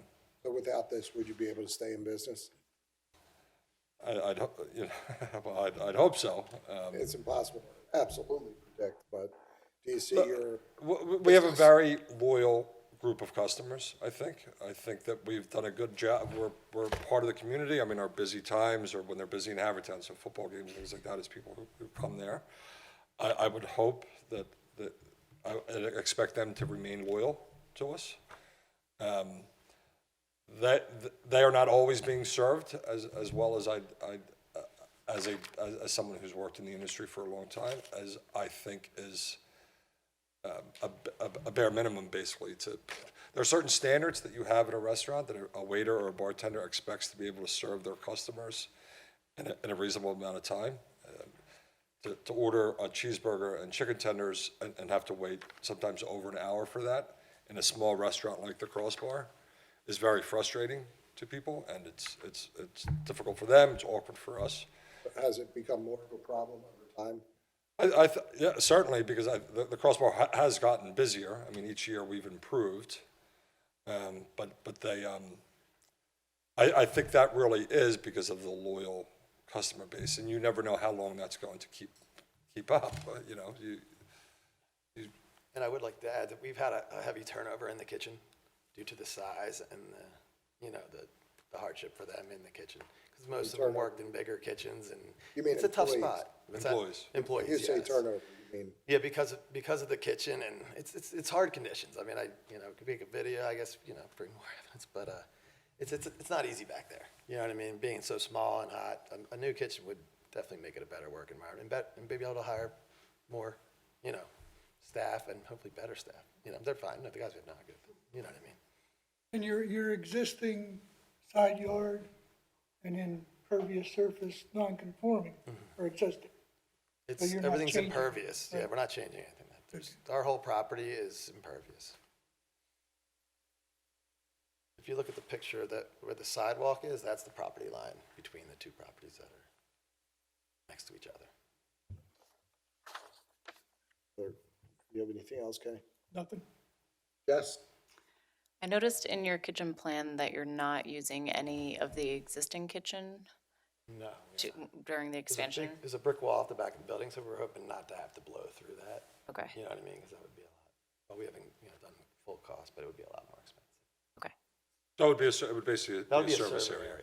Like, we'd have a table there that, bring dishes, things like that. Our dishwasher's the smallest one you can buy, so that's, hopefully we can get a new one there too. And that would all be in that service It would all be, area? the dishwasher would not be. It would be in the kitchen? Yeah, the service area would all be for, wait staff and we have, right now we have, to do coffee, we could put that back there. They could get a soda machine, they could fill up there and bring it out instead of have to go beyond the bar. Okay. Things like that. And bring dishes and all that stuff. That's all I have. Thank you. Ed? No other question? Anything else you guys would like to add? No, but thank you for your time and hearing us out. And We're glad we're here 7 years later. We came here a long time ago. All right, with that, I'll ask if there's anyone present that received certified mail that wishes to testify. Please come forward. Please raise your right hand. Do you swear to tell the truth, the whole truth, and nothing but the truth, so help you God? I do. I do. And your full name and Bruno Flego, your address? 2227 Easter. Bruno is my first name. F as in Frank, Lego is my last name. And your address? 2227 East Darby Road, Haverford Town. And that's the property next door, right? Yes, I'm the neighbor. Okay. And what would you like to tell us? What would you like to tell us tonight? Well, I've been there for almost 36 years, and I've come across a lot of ins and outs by even Mr. Kilgallen when he was there. My property's been defaced many times. Actually, 2 weeks ago, someone urinated in my entranceway. But that's the thing that I had to deal with all these years. I must say, in reference to the Crossbar, their clientele is a little better, but it's not that great. Okay? Mind you, I know they want to expand. I can understand why. I mean, they're in business, and I know that they're trying to appropriate for their clients. But I also have a little business myself next door. I cut hair, and I've been doing that since I moved to this, in Haverford Town. I have a few clients left. I mean, after all, they're up in years, but I still want to keep that open. As far as the back, the yard, I do have a yard, and they know. I try to keep it, and I do plant flowers. They know what I plant, The only thing that I object to is that personally, I'm landlocked in this area, okay? And by them expanding 20 feet and back, I feel like I'm in a cage. I'm landlocked and I'm locked of sun because I do plant back there. Now, I can go along if they wanted to increase their property by maybe half the size. I would go along with it. But the 20 feet,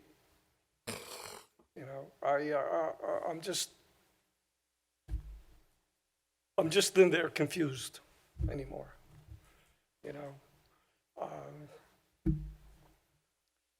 I don't know what else to say. You have to excuse me. I've been up for 25 hours now, so I'm very tired. I had a long day. I do work during the day. Actually, I work at night. That's my night work. This is the time I basically get up and start to go to work. But I am very tired. Okay. So, Anybody have a question? Kenny? no. Jess? No. Ed? No. Okay. So you're opposed? I do oppose, yes. But, you know, I oppose for the size of the building they're putting back there, because I'm already closed in. So if it were 10 feet, Well, I would have, according to you, when I spoke with you last week, and they told me they were doing this, this extension, and you showed me that you were showing me the, the amount of space that you were taking back there. It was up, it was up to the cement, that cement, okay? That's what you showed me. But when I got the letter, it says 20 feet, that means another. It's 2 feet beyond the fence line. Where the fence is now, we're two. Well, that's basically 10 feet. I measure that. I think it's 10 feet. Beyond where the cement is now? It's about 10 feet, yeah.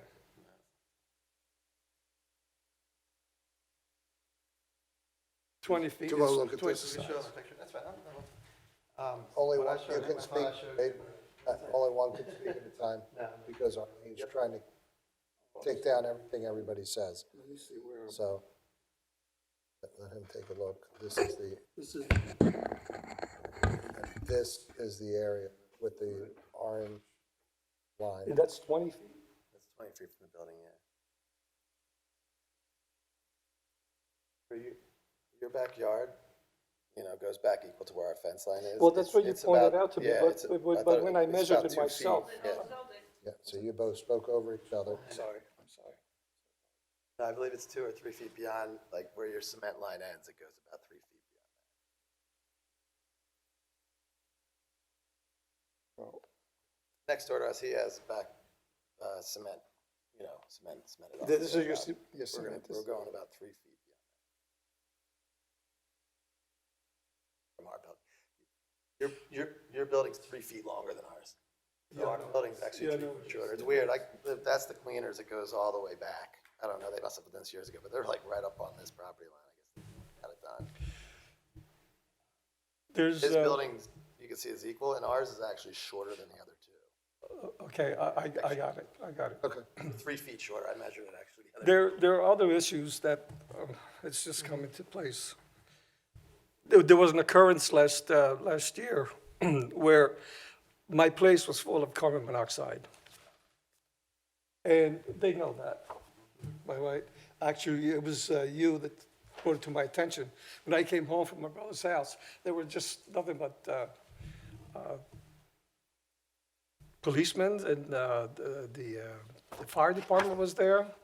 And you approached me and you said, well, your place is emanating carbon monoxide. And they came into my house and the level was 168 points, I guess. I said, my God, I said, what's going on here? The firemen aerated my area, the entire apartment, and the basement, and my first floor, the shop.